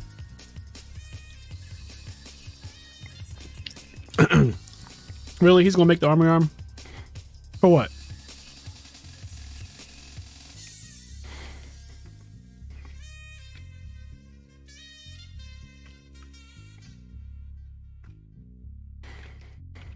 Get your shit all oppressed.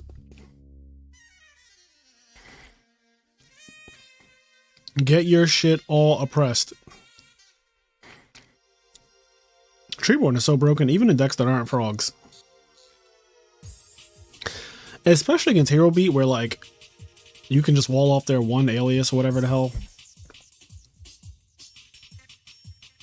Supreme Absolute Defense. Treeborn Frog.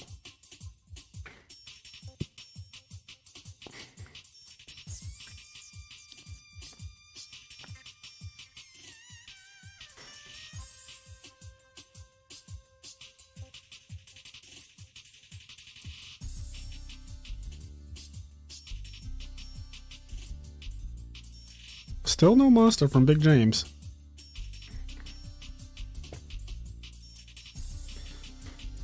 I'm telling you, he's got triple Miracle Fusion in his hand.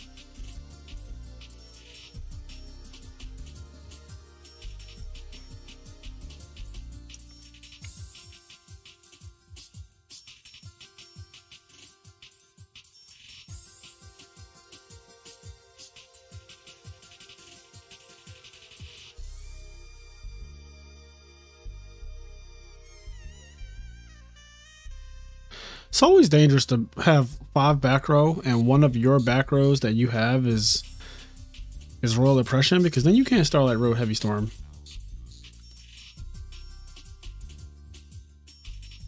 This is a crazy summon. He said, fuck it, you don't have Torrential. Torrential's not going, right? He just said, fuck you, you don't have Torrential.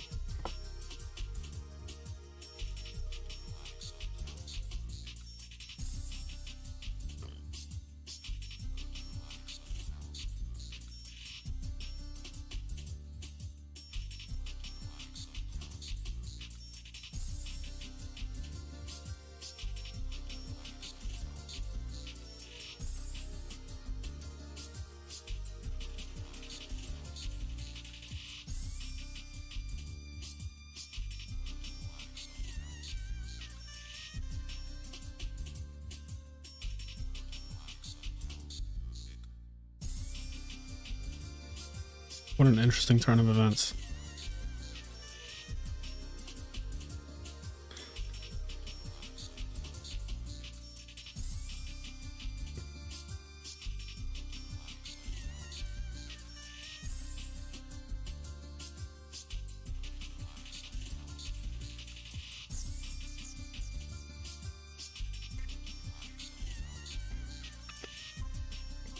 I knew eventually Dust Shoot would come down.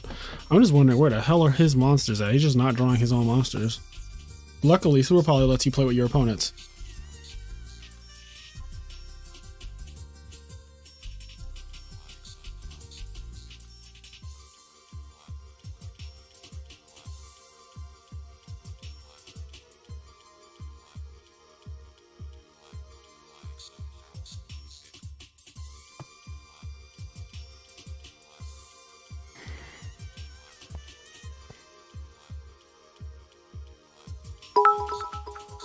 Oh, what the hell is that?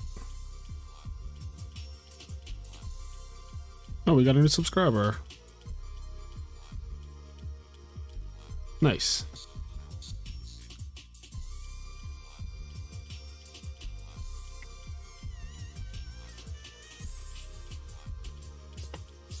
I like how I don't even know what the noises are. It's like, what the hell is that?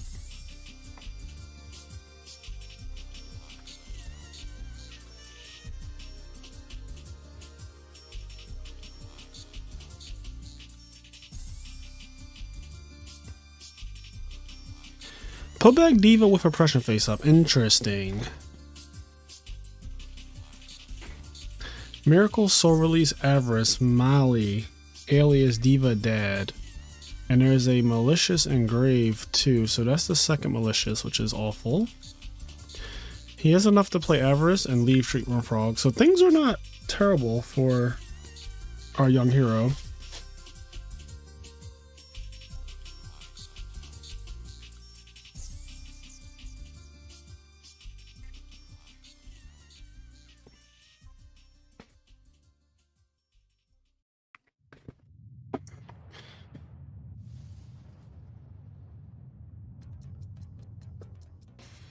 I have a feeling that Bat Robot really wants to see that Heavy Storm.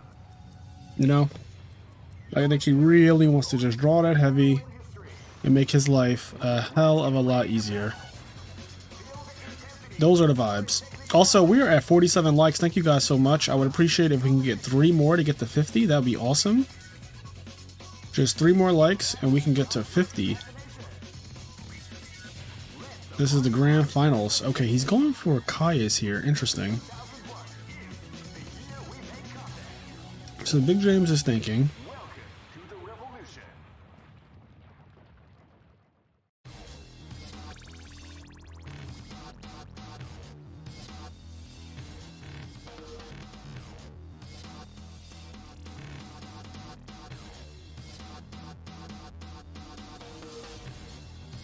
Ooh. We're at 54 likes now. Thank you guys so much. I did not expect to get that many, but there are 62 people watching.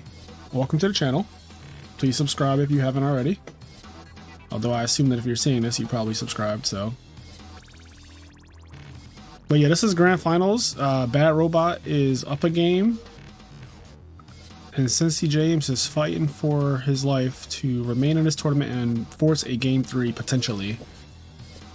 If Bad Robot wins this game, he wins the tournament, he gets a special role in the Discord server, and he earns half of the cash prize. Always give first place at least half of the total cash prize. And then second and third split the other 50%. Okay, so Absolute Zero did its job. It cleared a couple cards, but Kaius also cleared Oppression, which is huge for Bad Robot because his deck seems to be... oh shit. Bruh.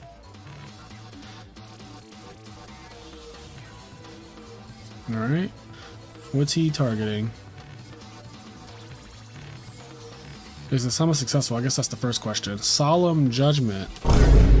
He said absolutely not. Fuck off, Dark Arm. I never had a dad. And here comes Avarice. I'ma do it again. Put back Dark Arm, I'ma do it again. This deck is teched out. This is like Diva Hero, but teched out to the max. I actually kind of like it. It almost looks like a Highlander deck. Look at how many cards he just plays one copy of. Like...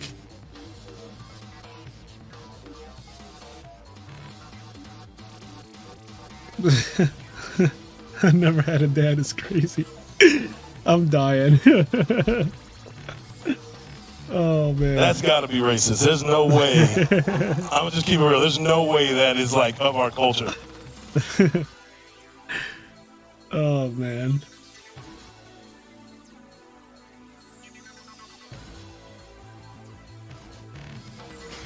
Alright, so let's see what he left in the grave. He left a Treeborn and a Malicious and 2 Darks. Oh, no, I'm sorry, that's 3 Darks total. Yes. So if he redrew Dark... Yo, bro, if he redrew Dark Armed... Oh my god. Oh my god. Hold. Hold. Soul Release. Okay, I see why you were Soul Release here. I was like, why is he doing this? But... yeah, this makes sense. I do not fuck with this card, but...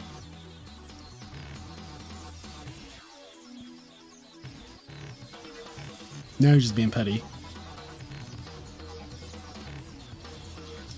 How scared would he be if he started banishing his own shit with Soul Release? That just tells you he like, oh, I'm gonna return you for game. I don't mind Soul Release in his deck because he does play return and he can do exactly what I just said. Okay, so he said, fuck my Treeborn Frog.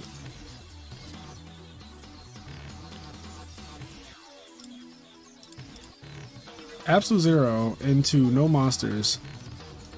You hate to see it. You hate to see it. Eventually, Big James is going to draw Stratos. Like, eventually that's going to happen. Or Bad Robot will just kill him.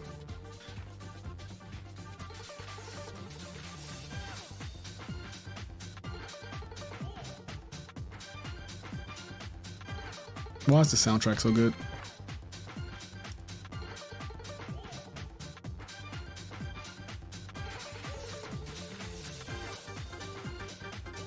I just want to fucking get up and dance.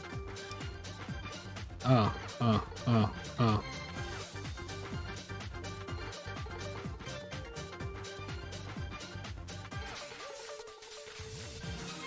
Uh-oh. James might get this game. He might get this game. Dave's wife just unplugged his Wi-Fi. Oh, never mind. Damn it. I thought one of the 8 kids might have tripped over the Wi-Fi switch or something.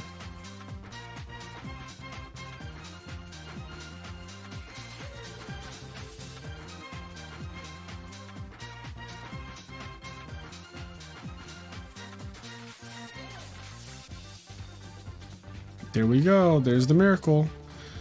Soul Release did absolutely fucking nothing. This is SNK vs. Capcom 2 soundtrack, yes.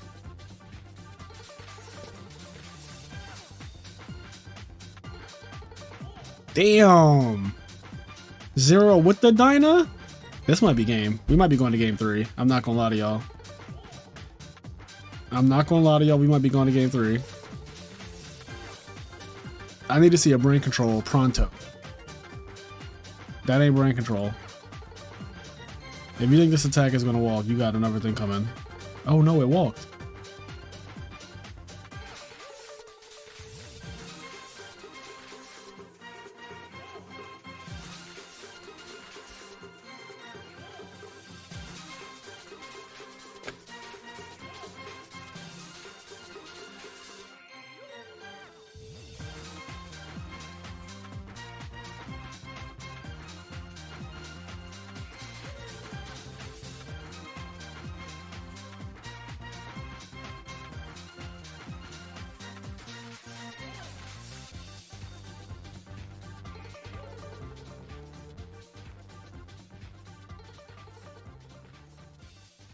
Another miracle.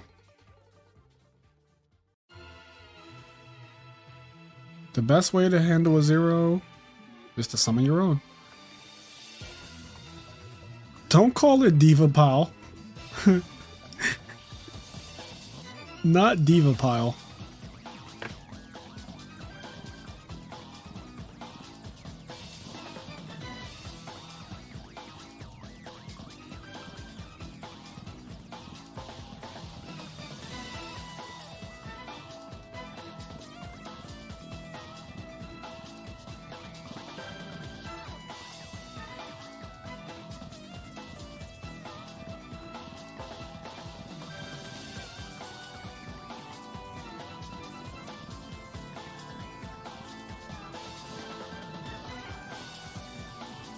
Look at this shit. Look at this field.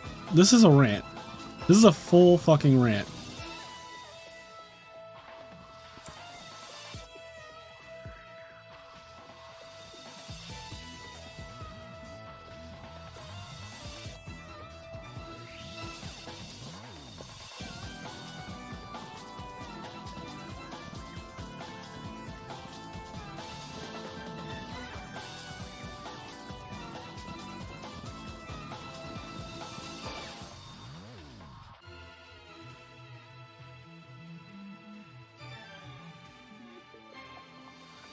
This looks so dumb.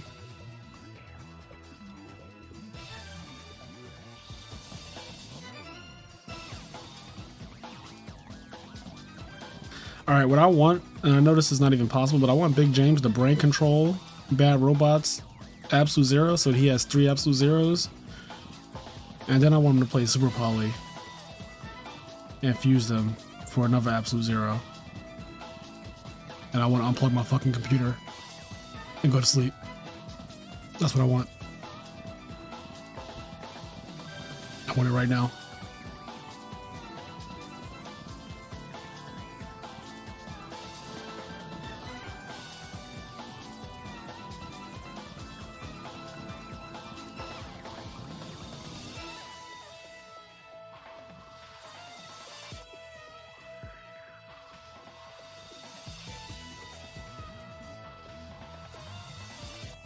This is a weird and wild duel.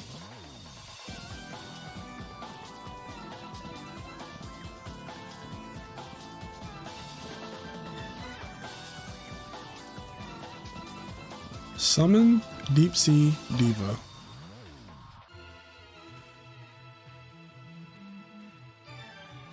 What an interesting action to take.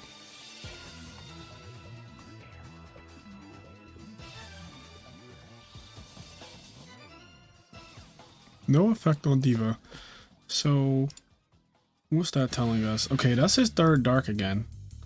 But I don't think that matters, to be honest, right here.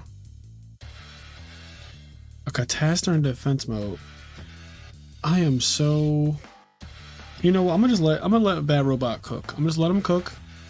This is his deck, not mine.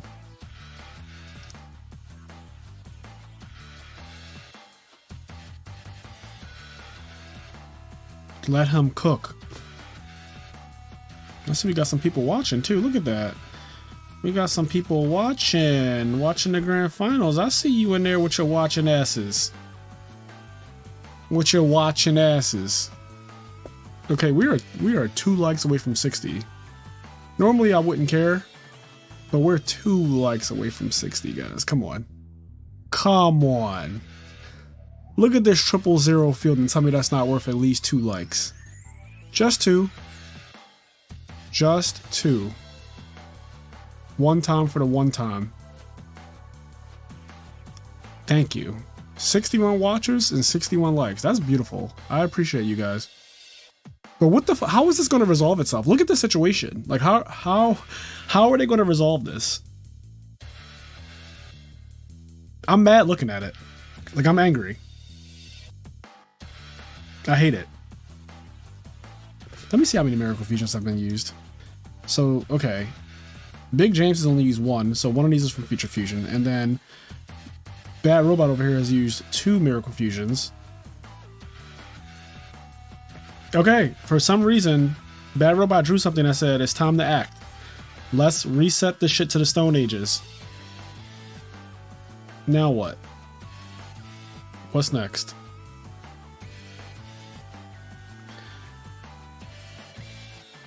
Nivell says, congrats on the top 8 at Richmond, Fraser. You'll get it next time, man. Thank you so much. It's only a matter of time until I win me a giant card.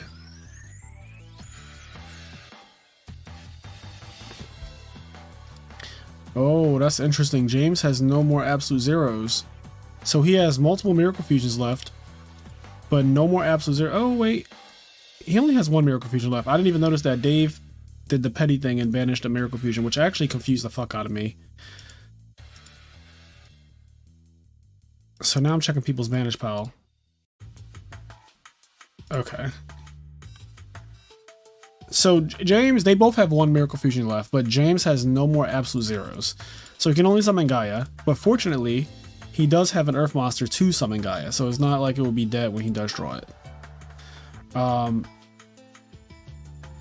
He's up a lot of cards for what that's worth. Like, if that's worth anything, he has it in his, you know, in his back pocket.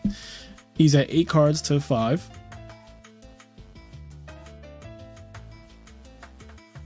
This is really still anyone's game.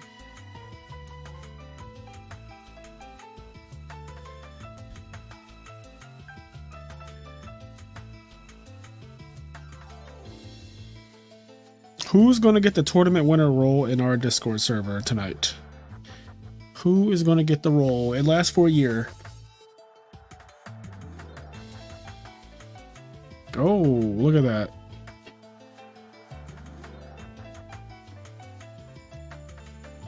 Okay, I mean, both of these are just getting banished.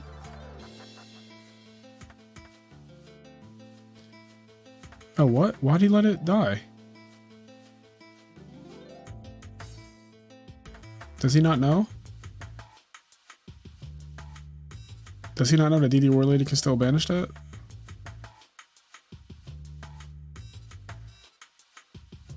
Or am I wrong? I'm pretty sure DD War Lady can banish Snowman Eater. I feel like Snowman Eater would be fucking insane if it stopped DD War Lady's effect.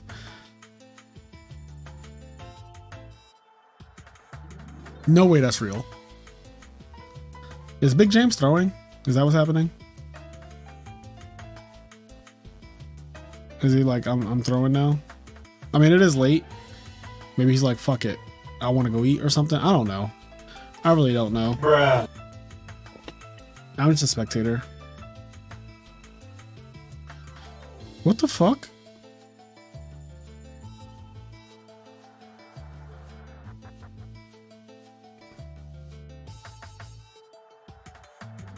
Okay.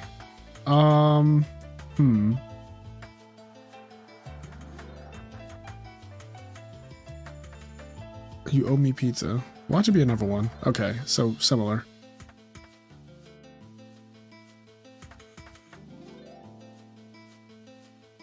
All I know is that DD War Lady can for sure banish Snowman Eater. Not the hero beat fatigue. Yo, this brain control could be game. Where's Mirror Force? Oh, there's no Mirror Force yet. There's the Mirror Force. Okay. A little 2-for-1 trade right there. We take those. I trade my brain control for your Fossil Dyna and your Miracle, or Mirror Force. Not Miracle. Time to dance.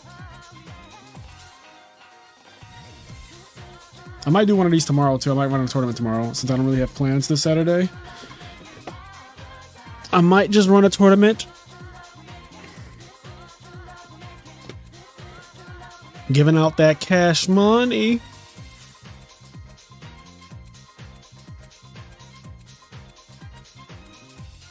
Honesto.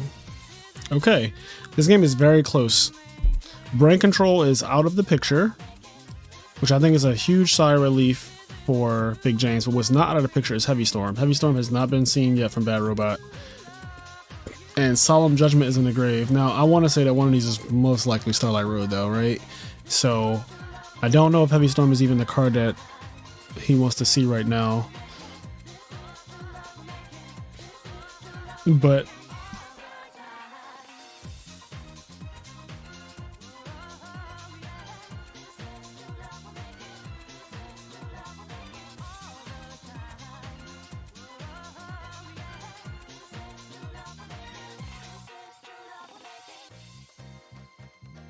why is this song so good?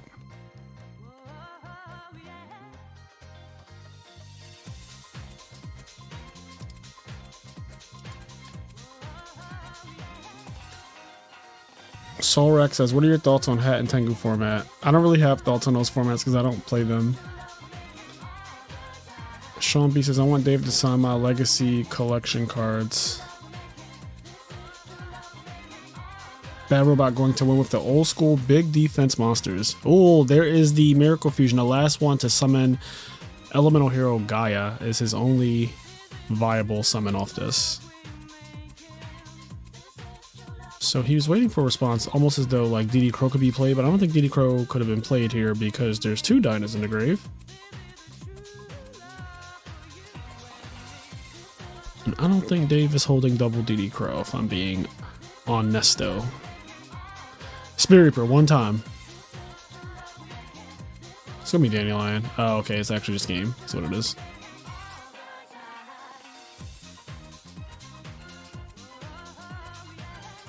What is happening?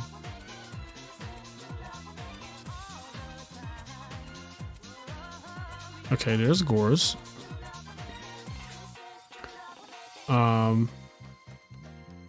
Yeah.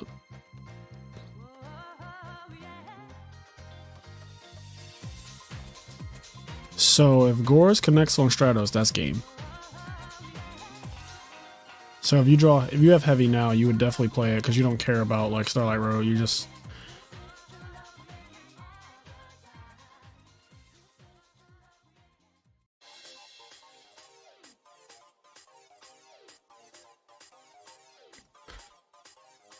there's that pulling a rug.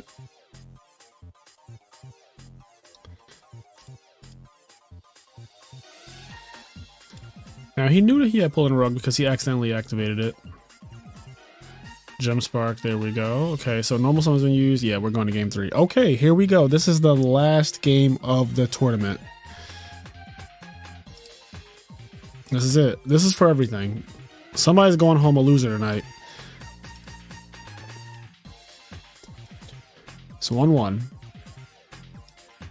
Final game. Here we go.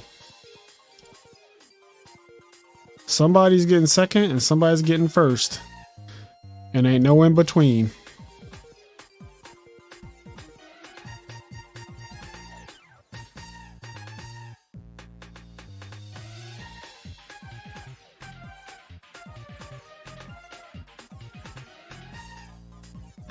Ain't no in between. Elvis, this was an 8-man.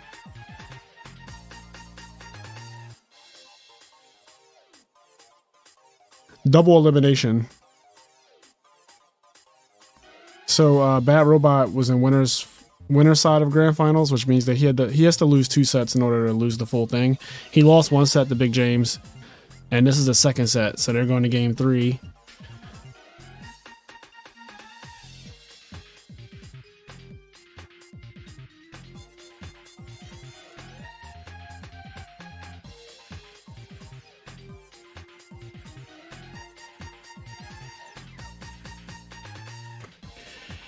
Okay, here we go. This is for all the marbles.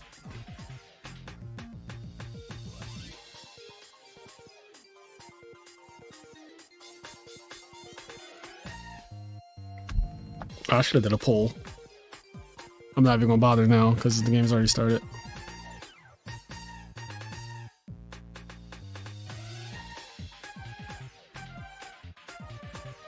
Yeah, this is the game to watch. You came back just in time.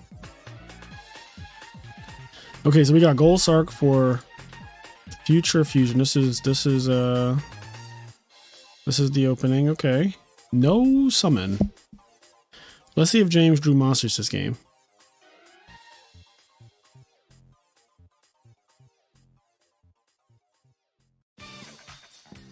All right. He sets a monster, and then that could be any number of things. In his deck, it could be Crystal Seer, it could be Snowman Eater, it could even be fucking Fossil Dyna.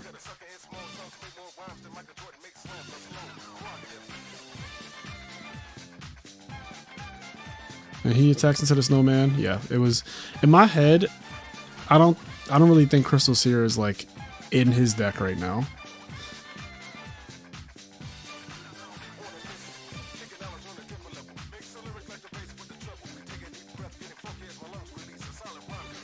And here comes his Stratos. That was perfect timing.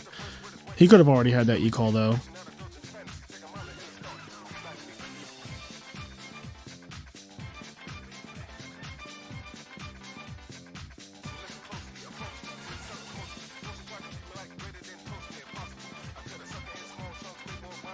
Okay, so now Bat Robot gets Future Fusion.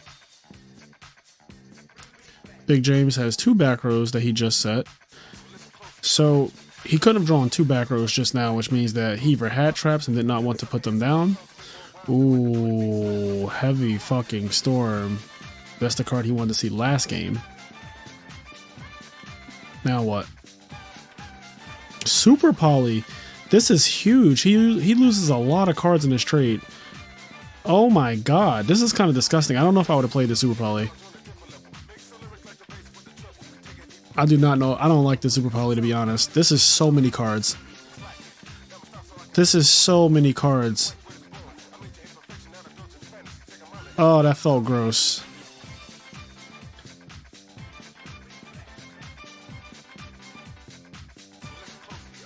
Huh. Dave did not send Treeborn Frog. That's very telling.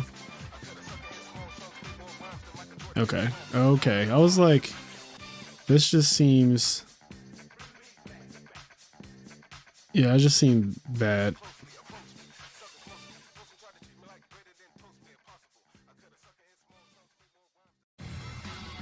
What did he end up losing? He had MST and Super Poly. Okay, so he had the Future Fusion covered. What the fuck? Not him sending those 2, then saying I'm drunk, then sending those 2 again. Okay, anyway. That was a rant. Bruh. What the fuck was that? Summon the Breed Dragon, bring back this thing. Okay.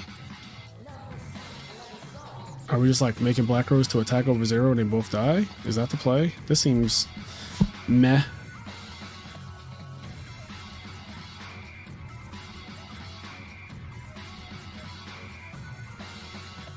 Okay, sets a back row. I don't know, James is still in this one. Even after that Heavy Storm took away so many cards, yeah, I knew that this Alias attack, he's at half-life. Bad Robot's at half-life. He has the card advantage, but half-life is half-life. All it takes now is like a Fossil Dyna or something. Okay, Rhoda. This can be good. But I have concerns. I have legitimate concerns. I want to see what he does, but I have concerns. My Yu-Gi-Oh! Intuition is kicking in. I have fears, guys.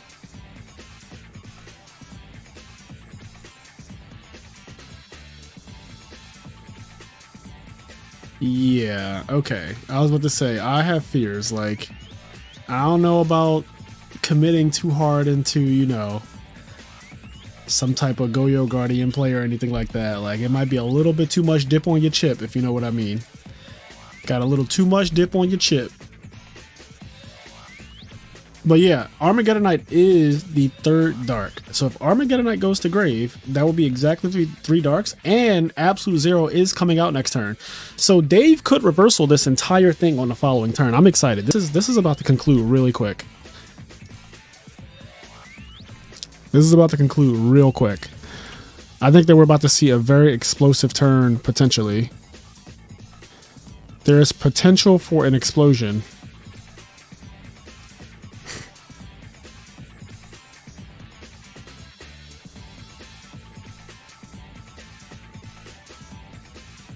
Absolute Zero is coming down next turn.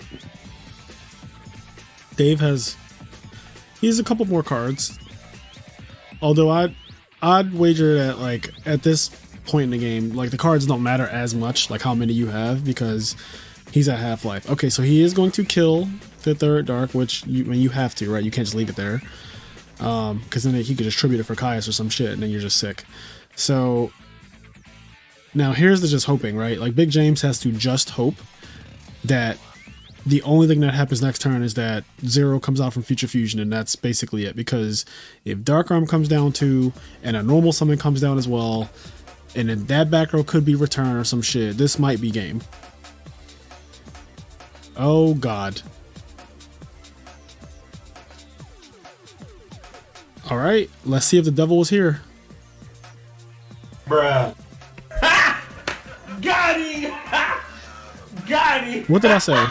What did I fucking say? I said it's about to be a very explosive turn. And Bad Robot wins and claims the role of tournament winner, which will last for a year. So let me put this over here. So I have their deck list. So you can see right here, this is... I'll move this over so you guys can see the chat if they're talking. But this is Bezos's deck. Feel free to pause the stream if you need to. And this is Sensei James' deck. These deck lists will be posted in the winning deck list channel of the Discord server. So let's see. We got the winning deck listing over here. And let me just give our guy, I hate this. Let's see.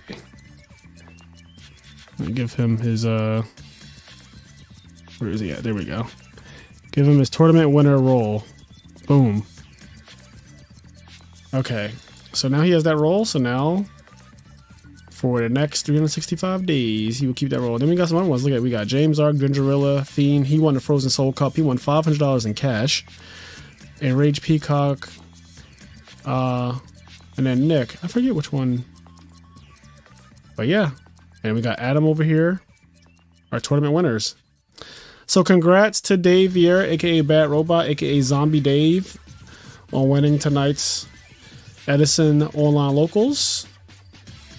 This was pretty dope. Thank you guys, everybody who came out and chatted with me, watched it, liked the stream. We got the 65 likes, which is insane. I'm very appreciative of that. And I might do another one of these tomorrow. So if you're interested in potentially playing in these tournaments, the link in the description. Our Patreon, that's how you get access to our Discord server, and then you can play in these tournaments. And we do give out all of the cash as prizes. All right, I'm going to end the stream here, guys. And you all have a good night, and I'll catch you later.